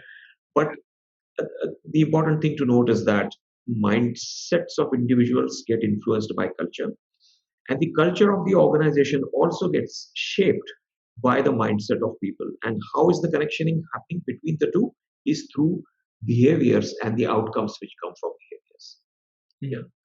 So, for example, if the organization comes to know that some employee has got punished because the employee reported a problem, and the boss just blamed that employee for it, killing the messenger Yeah. syndrome, then it is going to impact the mindset of everyone in the organization. That, wait a minute, I think if I report something, mm, maybe I will also get punished, and that then drives their behaviors. So. So mindset and culture definitely get reflected in behaviors. And this is what, again, leaders need to watch out for in terms of which behaviors they want to encourage and recognize, and which behaviors they want to discourage and avoid. Yeah. Mhm. One of the best quotes which I like is that the culture of an organization is defined by the worst behavior a leader is willing to tolerate, Oh, yeah. right? And I think the point again is leaders themselves need to look at that behavior, Mhm. their own behaviors. Often leaders are expecting people to change on the ground, but they still continue to exhibit, old command control behaviors. That's a that's a recipe for disaster. Yeah. It's not going to take your agility anywhere other than make it Yeah. worse. And So, that will also be something like an organization that claims to be diverse, but let's say all of the leadership positions are all men, and exactly, then you're not really true to your values, and it does not define your culture. exactly, exactly, exactly. Hmm. So I think if there's a disconnect between what leaders say that they are or what they do and versus what is actually happening, people Hmm. lose faith in leadership Right. when leaders don't walk the talk. Hmm. So first thing, when you are introducing changes is for leaders to walk the talk, and that's not easy for many. That's not easy. Yeah. And since we are speaking about what is easy for many, one thing that I have found really difficult, and even with all the culture and mindset in place, right? Well, not in place, but I understand that ultimately we have to empower the workforce. And that's where we speak about autonomy. And if I have to take that Yeah, in, let's say, the kind of work that I do, we need self-organizing team who are cross-functional, working as a feature team. There's one thing that I struggle with a lot is teaching teams to be self-organized. So the one thing that I have heard quite a number of times is if I'm in meetings and this thing where people may say, just tell me what I'm supposed to do and I'll do it. yeah, And for me, the moment I hear this, I'm like, no, that's not how it's supposed to happen. Because if I'm supposed to direct you how to do your best job, then there's no autonomy and then you don't self organize, which means I become the bottleneck. Someday, if I'm not there, things don't work. And for me, the way I think it is, a lot of that is pretty much a mindset or a mental model for a number of individuals because the way we have grown up and the way we grow up or the way our education system works, where a number of times we don't question. For us, it is more of just taking in information and spitting it out on an answer sheet, for example. But that continues and that continues till the time we start working, and then it just never changes. So I found this to be one of the most difficult aspects to change on this very low level of just self-organization, for example. Yeah, I mean, how do you take this? Vishal, it's a topic which is very dear to my heart. Uh, I think about it a lot, and it's one of the biggest systemic issues, in my view, which is yet to be resolved, which I think is a constraint for organizations when they want to improve agility. Mm, Is because of this mindset of tell me what to do, and it all starts from the way we get educated, right from our schooling days, right? mm, Let's say you look at a child who is yet to go to school, say a 2 3 year old toddler. You look at the behavior of that child. The child is curious, wanting to explore, wanting to try new things, even if the child falls down or gets hurt. Yeah, he or she, with some consolation, is able to uh, pick himself up, herself up. Yeah, and always willing to try new things, always willing to experiment. mm, There's so much zest for learning, based on curiosity. mm, And you look at the same child after he or she has gone to school for about 5 years, and look what happens to that child. Very subdued, very measured. Yeah, uh, that that that behavior which the toddler exhibited is no longer there. yeah. Maybe we call that maturity, or I don't know what it is, but lot of the things are taken away from that child once the child starts going to school.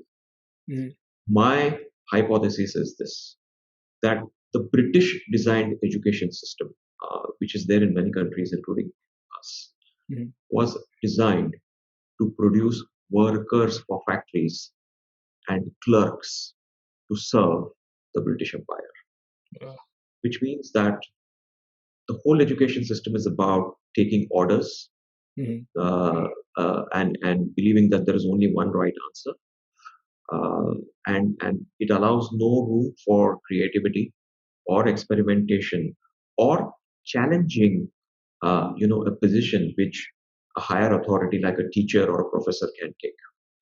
Uh, Whatever they say is supposed to be the gospel truth, mm, and we grow up with that mindset, and that mindset again gets reinforced in a hierarchy where the thinker and doers are separate.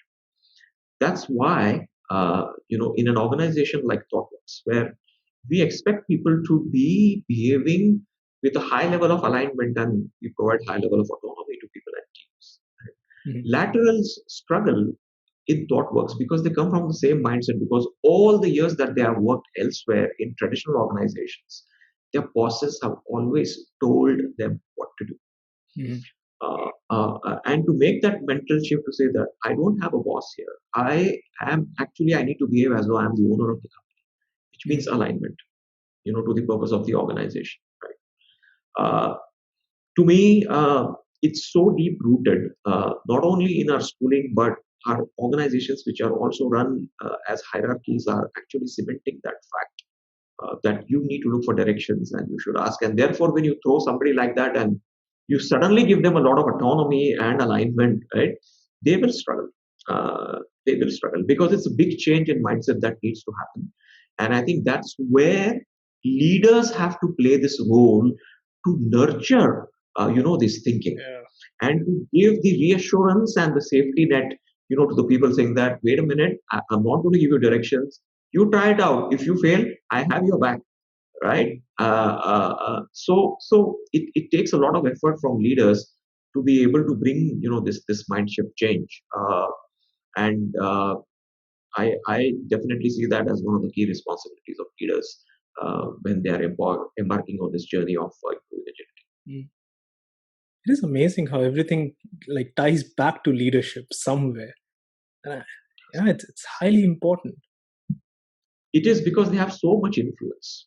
Yeah, They can influence a lot of things, and that's really what makes a leader is the sphere of influence. the influence. Yeah, I think let's take a break with that.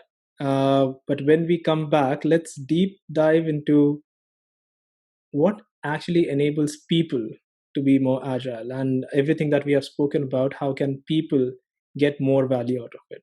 So when we return, let's speak about that. Sure, sure. Right. If you like what you're hearing, then do subscribe to this podcast for more of Enterprise Joy. You can get a complete list of applications where this podcast is available on anchor.fm/enterprisejoy or on our website www.enterprisejoy.com. Folks who prefer a more visual content can save the Enterprise Joy podcast playlist on YouTube. And you can also support this podcast by becoming a patron on patreon.com/enterprisejoy. We are happy to bring great content for you that can help you and your organization be more awesome.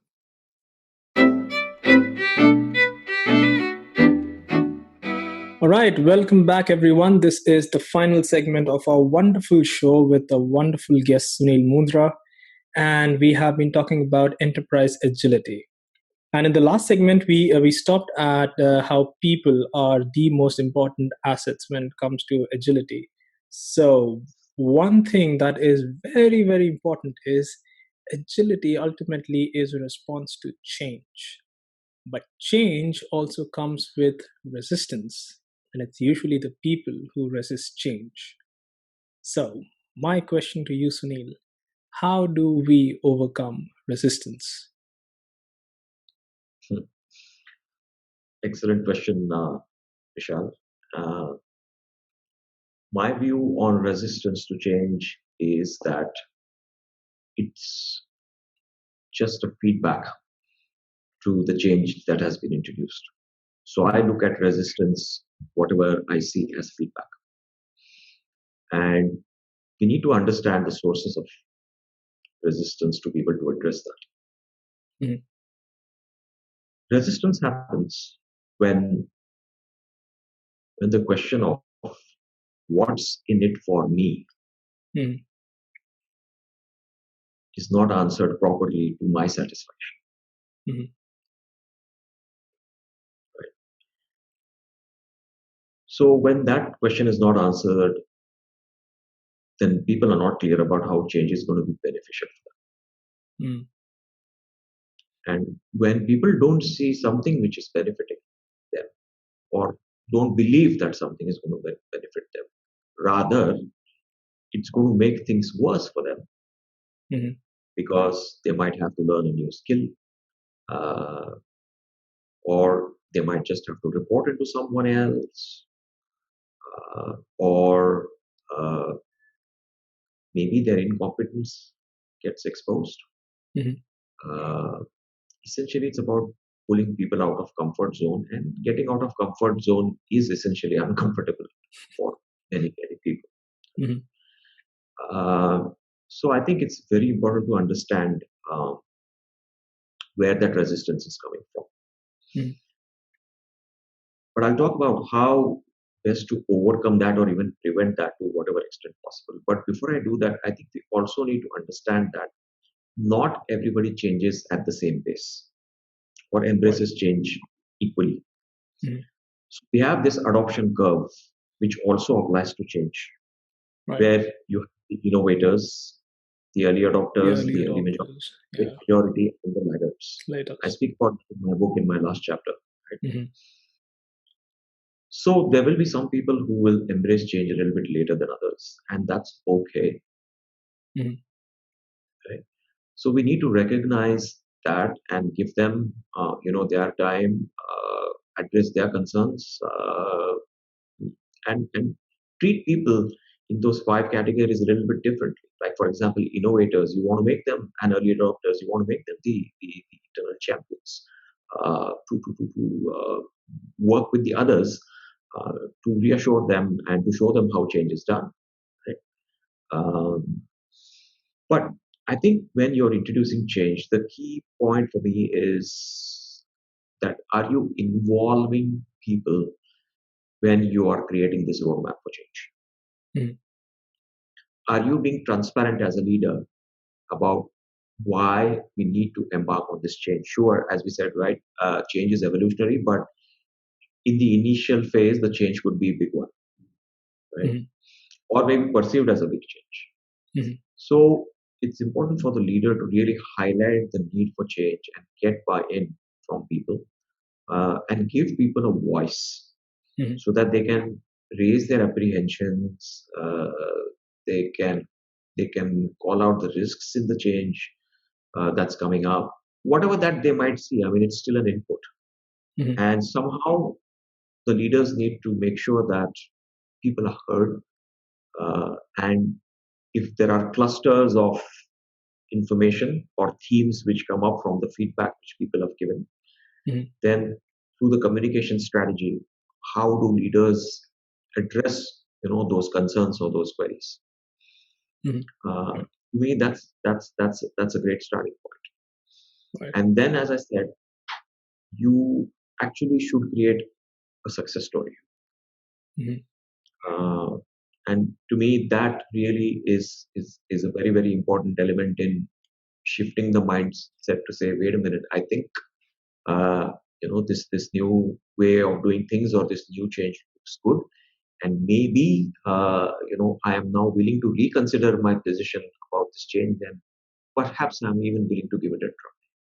Hmm. Even if you can achieve that with a small success story and publicize it across the organization and create some excitement and buzz around that, uh, that's a great way to really get people excited about change. Exciting. Right. So two parts to it. One is getting people excited about the change and creating the appetite for change, and the other part is addressing the uncertainties and the insecurities, which come with change. And you have to work on both for change to be made more palatable. There is no going away from the fact that there will be pain. I Hmm. think that's a reality.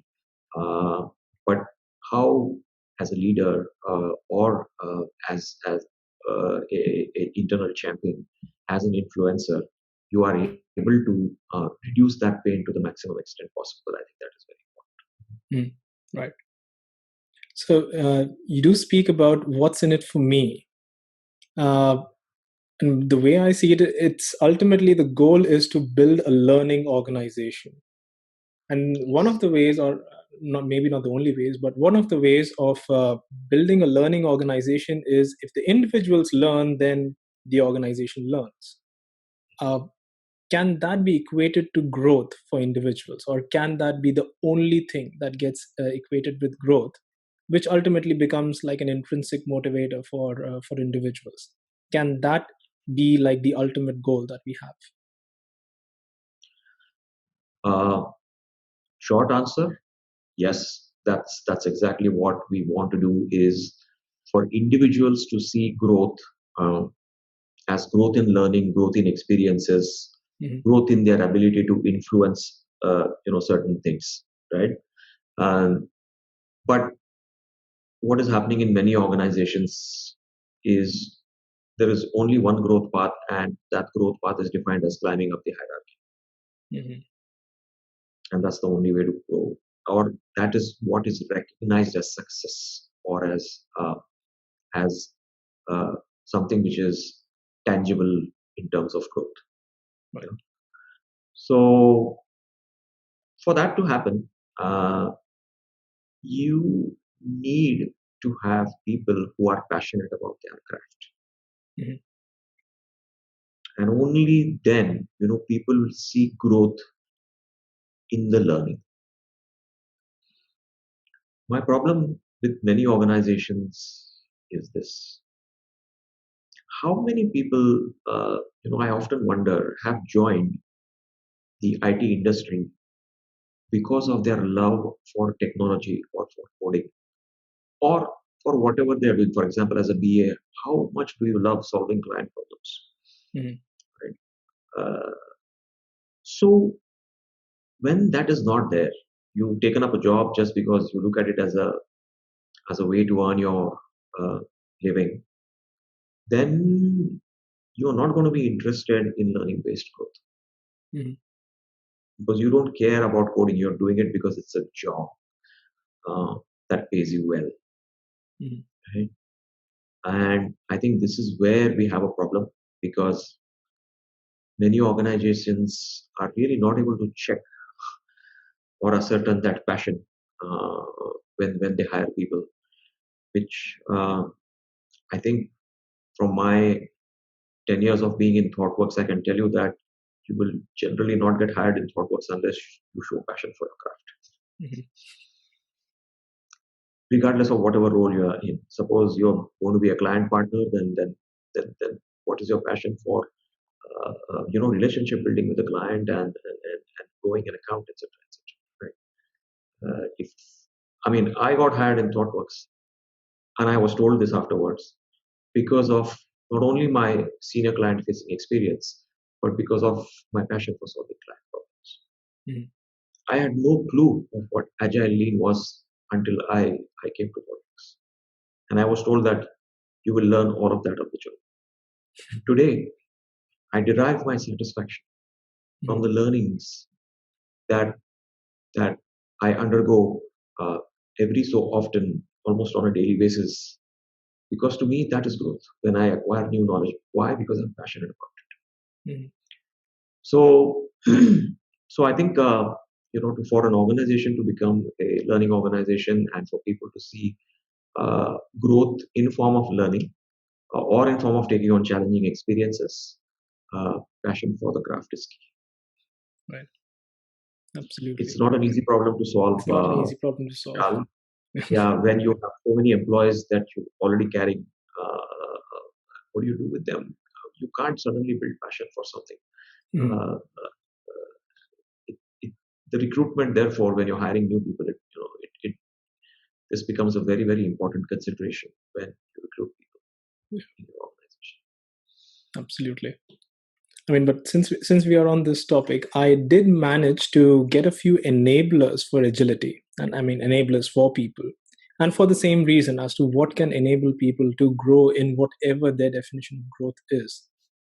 So I do have a few of these, and I was wondering if Sure. I can do some kind of I can't call it a rapid fire because this will take some time to answer, Yeah, but let's call it a sure. rapid fire when it comes to explaining these things. So I have a few Sure. things, and I'll just you may call it buzzwords. A lot of these are, but these buzzwords have like internal deep meaning to it. So what I would Oh, of like course. from you is explain what this is. That's the first part. And the second part, what can be, let's say, your preferred way or one of the ways of how this can be incorporated uh, Look, with leaders, with people, with organizations in any which way. all Right. right, I'll give it my best shot. All right. So the first one I have is humble inquiry. Humble inquiry. Mhm. Yeah, I think Professor Edgar Schein, uh, one of the experts in organization development, wrote a whole book on this topic. Mm. And humble inquiry essentially means, as a leader, I am genuinely caring about the person with whom I'm interacting, and I'm caring about their well-being to ask them uh, how they are, how they are doing, do they need any help, Mm. uh, come from a position of utmost humility, not from a position of privilege as a leader or an entitlement or just as a formality. Yeah, when you do that with utmost sincerity, uh, and you act on it as well, when you hear something and there's an action that comes out, right? It becomes a very, very powerful tool uh, for people to be motivated, for people to build trust, uh, and it just creates, it just takes the relationship, to a new level between the person doing the humble inquiry and the person who's responding. Right. And for this to happen, I think uh, empathy is the key. You have to really try and put yourself in the other person's shoes and suspend your mental models and ask that question with genuine care and concern for Right. that other person. Only then humble inquiry is effective. Right. Cool. The next one we have on the list is adhocracy. Mhm. So my understanding of Adhocracy is that it's about flexibility in the structure and about self-organization. Mhm.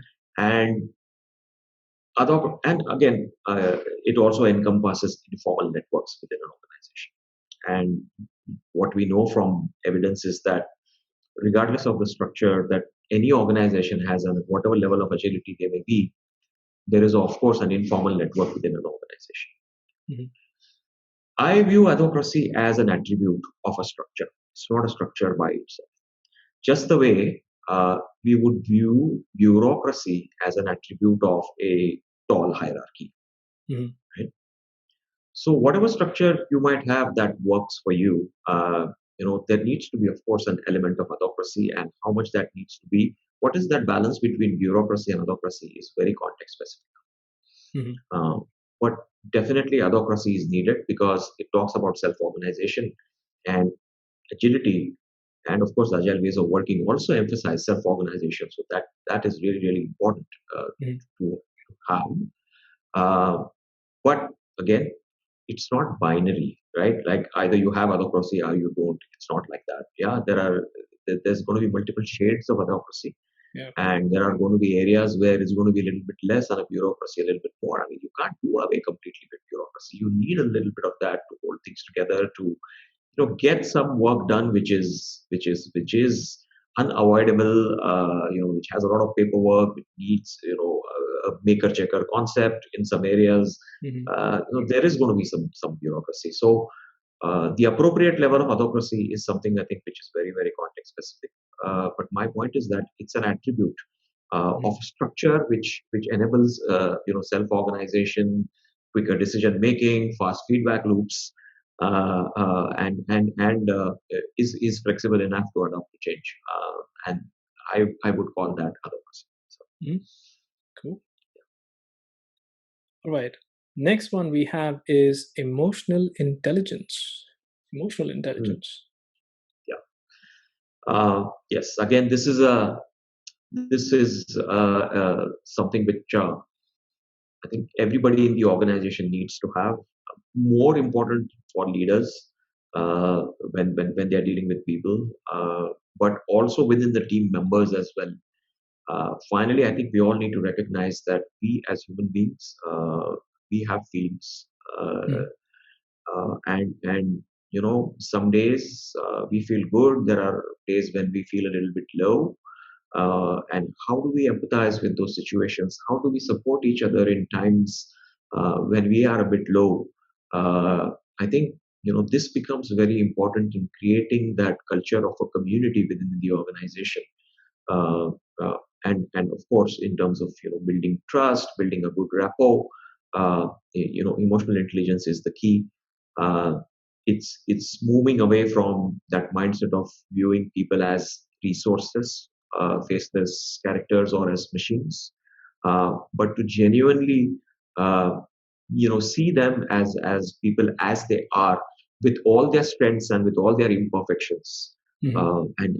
and deal with people as people rather than as a cog in the wheel, Mhm. or as uh, something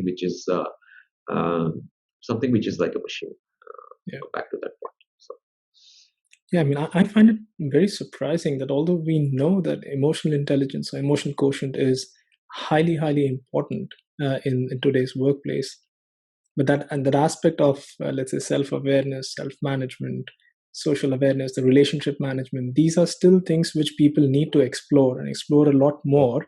And this is beyond just coming and doing our daily jobs and going back. This needs deliberate practice in order to make this happen.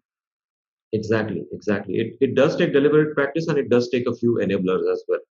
Yeah. Coming back to my pet peeve around bell curve, or when you make people compete against each other.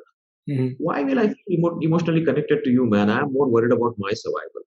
So Right. if I have to pull you down to survive, I mean, for me to win, if you have to lose, then so be it, right? Yeah, exactly. So then where is the emotion bit? Where is that room for that empathy, that care, anything which relates to exhibiting good emotions for someone? No, because and that is the primary reason why politics happens in organization is people are competing against each other, Mhm. and therefore that emotional bit in the relationship just goes out. You Mhm. see everybody as your adversary because everybody is competing against each other, Right. right? It's a big problem. It's really a big problem. I think this competing people against people has to go. Mhm. I have not done enough research to really understand where it really came from, but uh, uh, it's an absolute detriment to building a team spirit. And today it's all about a team, Mhm. rather than individuals, right? But this is a big impediment towards that. Right.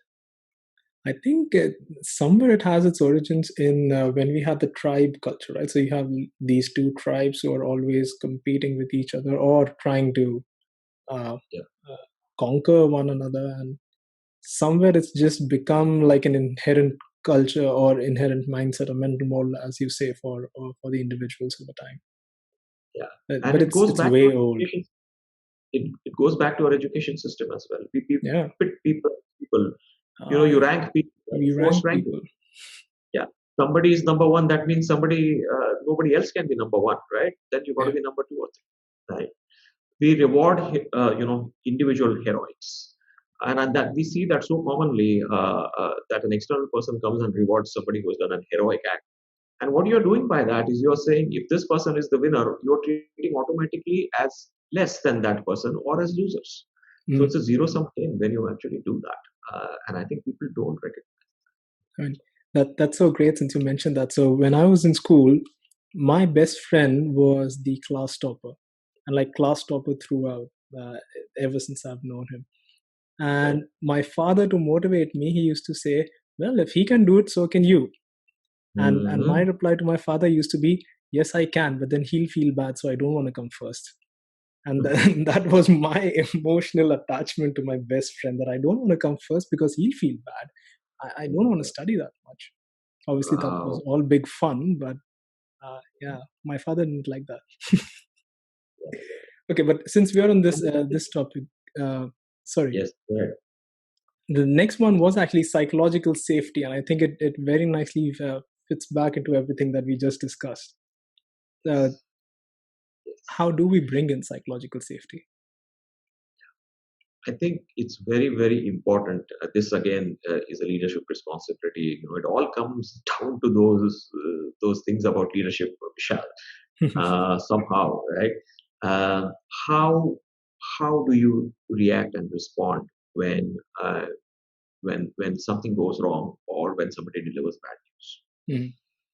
And the response has to be in a way in which you are not in any way indicating even a blame, like even a raised eyebrow, you know, can send a wrong signal.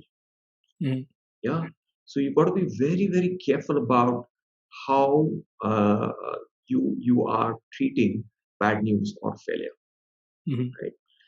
And that there's a deep mindset change required for that. That you need to recognize that people are imperfect beings. Yeah, Mhm. that people try their best. I mean, you look at the retrospective crime directive; Mhm. it addresses that bit. Yeah.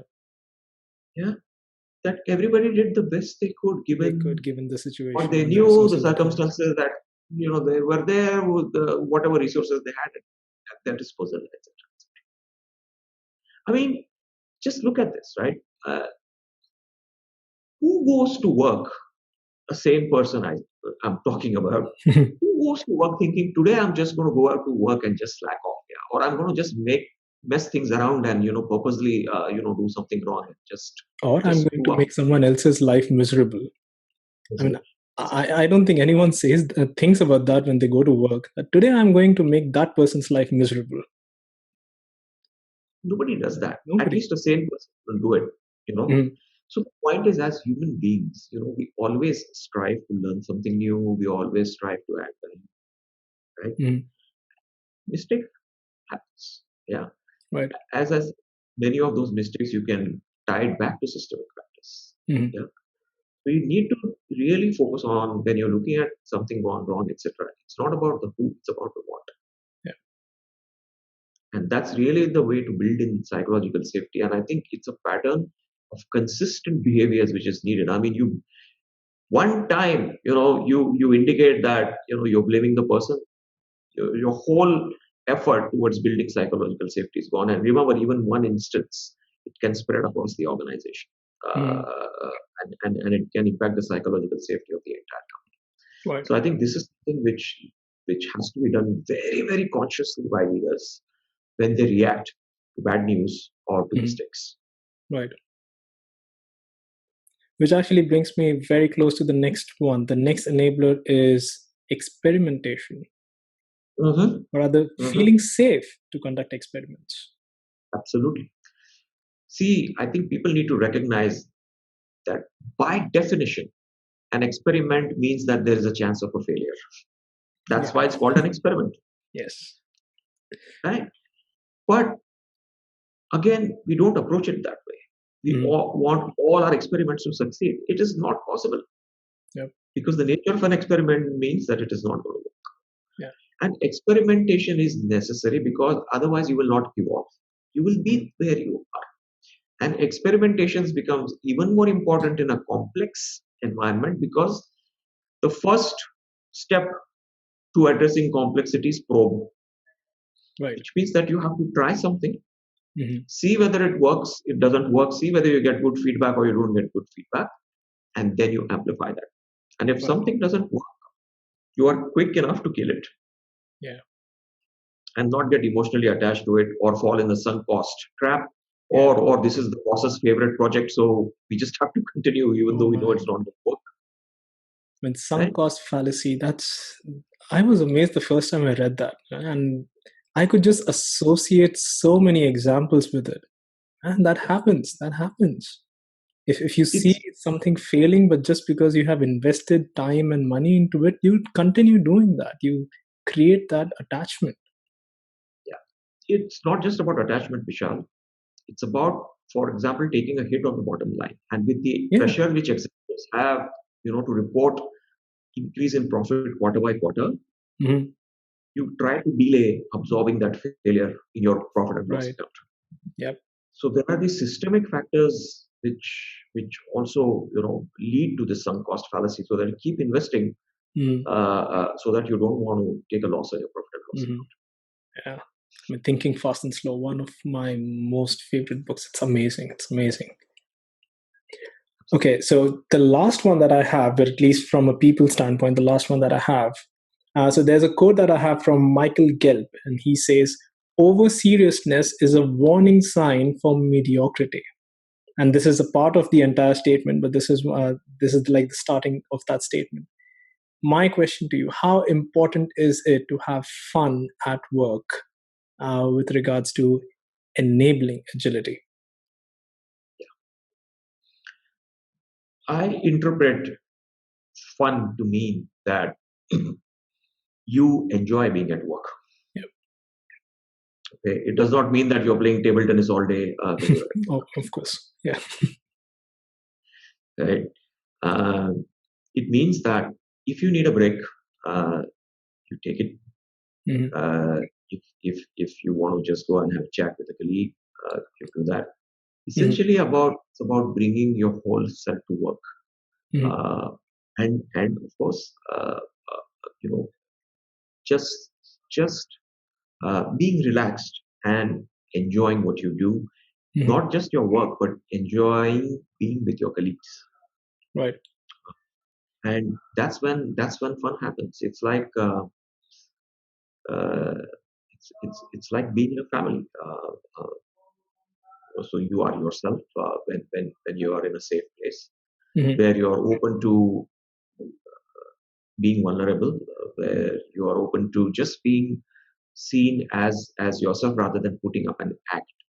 And so Mhm. this over seriousness, that's not normal, right? We as human beings, we are not supposed to be serious all the time. And if that happens, that means somebody's putting up an act. Right. And I think when you put up an act, and when you do that consistently, day in, day out, it creates a lot of friction. It creates a lot of stress for that individual, and uh, it definitely leads to burnout. Mhm. So people being able to be themselves and just be able to relax, just having the freedom to uh, do what they think is fun for them as a mental distraction, or anything like that, as long as the work gets accomplished, as long as the Mhm. person is on what they're meant to do. Yeah. Right. The person has the flexibility to enjoy himself or herself even at work. And I think this is, like, again, a notion which has been there in organizations, that workplace is not a place for me to enjoy. And people talk about work and personal life separation and all of those things. Yeah, it Oh, all yeah. comes from, for me, the separation between work and personal life is very, very blurred. Yeah. Mhm. If I have to do something personal at work, and if it is not impeding my work, I will do it on a weekday. But if I have to work on a weekend to finish something which is important, I will do that as well, without feeling any kind of pressure to do so. Mhm. Yeah. So it's not forced, but it's more coming from within. So it's still it's an accepted responsibility kind of a thing. Exactly, Mhm. exactly, and that comes from a sense of ownership. That comes from a sense of uh, having a feeling that you care for your teammates, that you want everybody to be successful. Yeah, Mhm. uh, it's not just about your own success as an individual, right? Right. So the feeling that we are all in this together. There are Mhm. so many things which makes that happen. Right. Okay. But there's one enabler that's highly, highly important, at least when it comes to the current information age, and that is technology. Mhm. Technology being an enabler to enterprise agility. What's your take on it? I say this with utmost conviction, even though I am not a technologist by training or by profession. Mhm. But I understand enough about the impact of technology to be able to say this in based on my experience, is that Mhm. unless you have technical agility within your organization, which is agility related to the IT function and technology, Mhm. you will not achieve the right level of enterprise agility. Mhm. And the reason is that today technology is at the core of every business, regardless of Yep. the industry that you are in, right? Remember the statement which the ING Bank's CEO made Mhm. when he said, "We are a technology company with a banking With the license," banking. Yeah, absolutely. right? So technology today is at the core of Mhm. every business, regardless of the vertical that you come from. Yeah. And unless you give technology its due importance, yeah, it's not going to help you to achieve enterprise agility. In fact, it will be a barrier, it will be a big drag on agility of the organization. Mhm.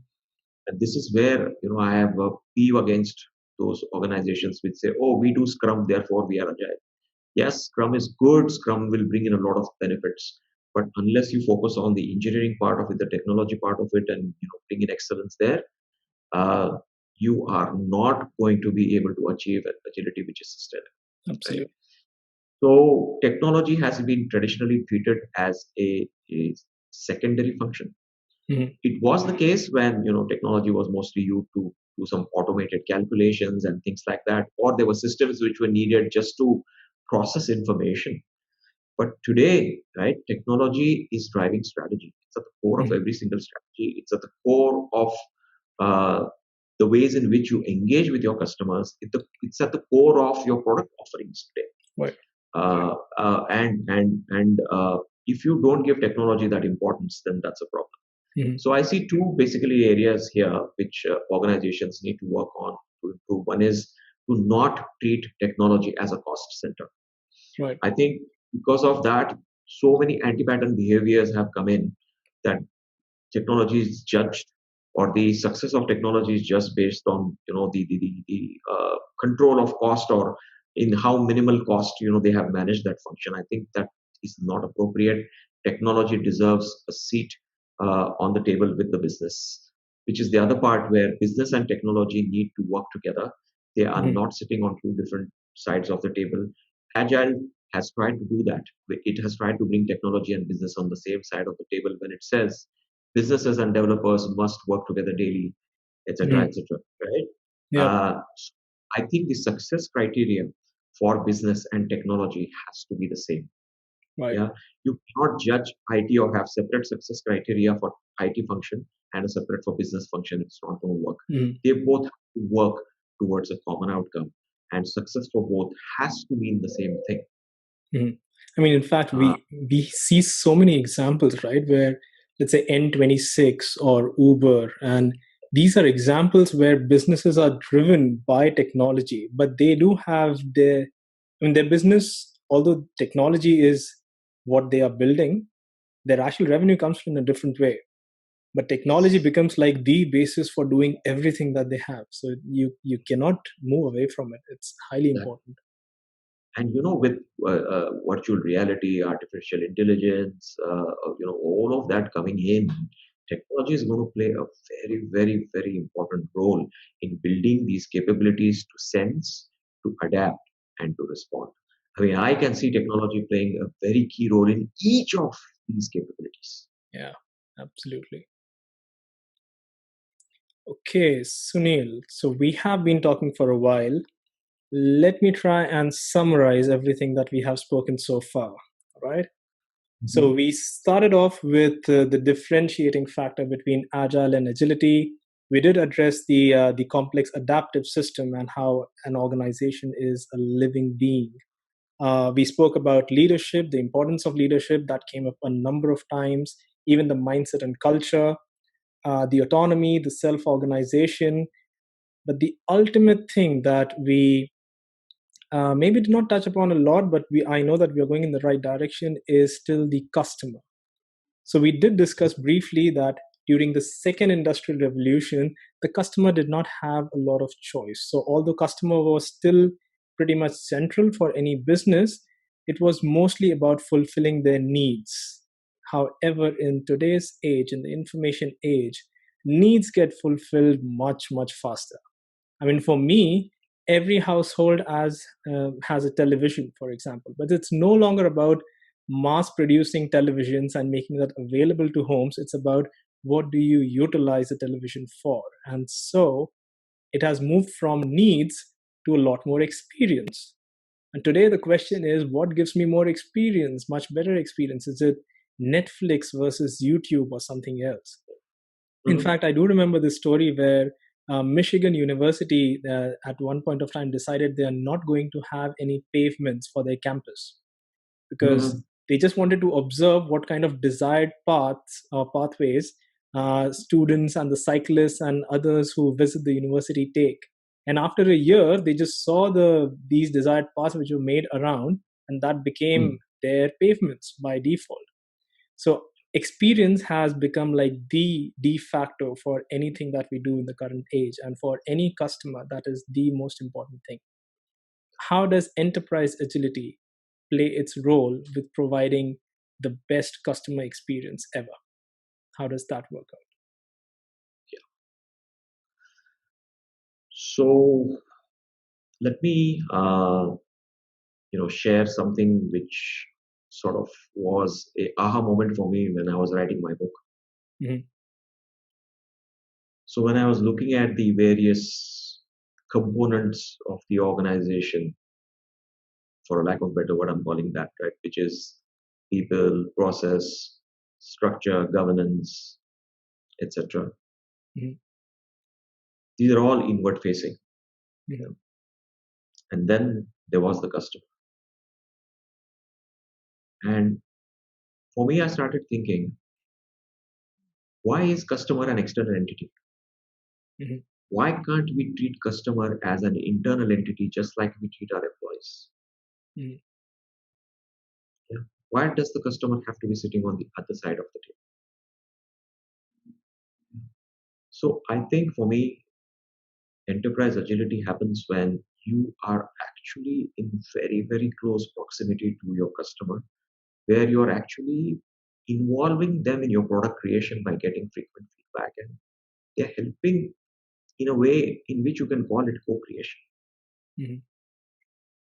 This Michigan University example which you gave is a excellent example of co-creation. Right. Yeah. So they didn't design the paths.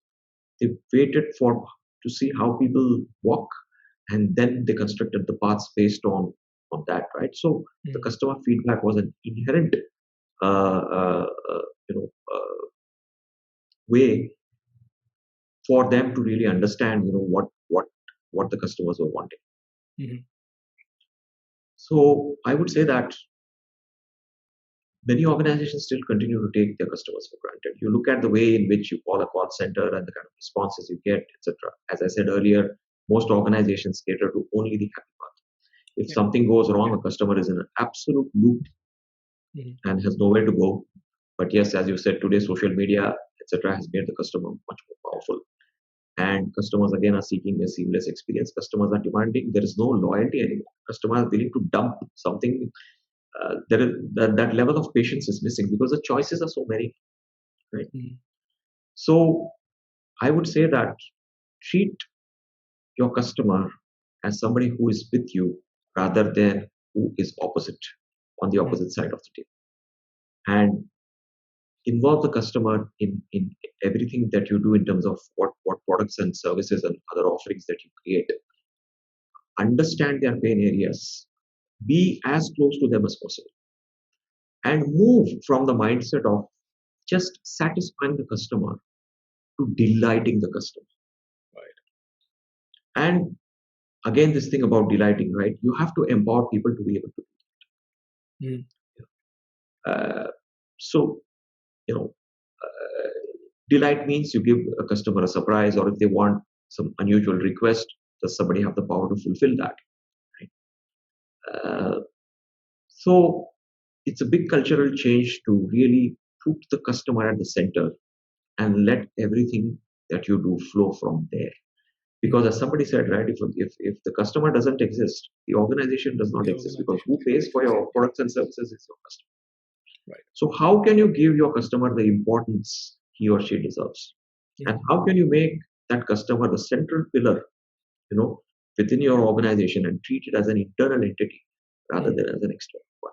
I think that's very important, and therefore the capabilities of agility are needed to be able to uh, have that relationship with your customer where you're able to quickly sense what they want. You are able to quickly adapt and quickly respond to their needs. Mhm. And when we are talking about the sense, adapt, respond, it is largely geared towards meeting the customer's needs. So, I mean, yeah, I do agree completely that customer is in the center. Everything else revolves around it. Absolutely. Absolutely. All right, Sunil, we have reached the end of this episode. Uh, any parting thoughts before we wrap up? it's been a very long but a very interesting conversation, Oh, yeah, Vishal. absolutely. We covered a variety of topics, and your questions have been very thought provoking and incisive, and I've thoroughly enjoyed answering all of them. Uh, but I think if I were to offer, a key takeaway is that uh, we have modeled uh, our organizations as closed-ended systems, largely like machines. Mm. And anything which is modeled as a closed-ended system usually does not have a life. Organizations always had a life. We never treated it that way. Right. Yeah. But in today's world, where the complexity is so much and where we need to evolve constantly, and evolution can happen only when you have life. A non-living thing cannot evolve. The only thing that can happen to a non-living thing is degradation and obsolescence. Yeah. So if you have to evolve, you must model your organization that way and treat your organization as a living thing. And your behaviors, your mindset, your culture, your approach to your customers have to reflect that. And this need for fast evolution and continuous evolution means that you have no choice but to improve the level of agility in your organization. The point again is, you can start from where you are.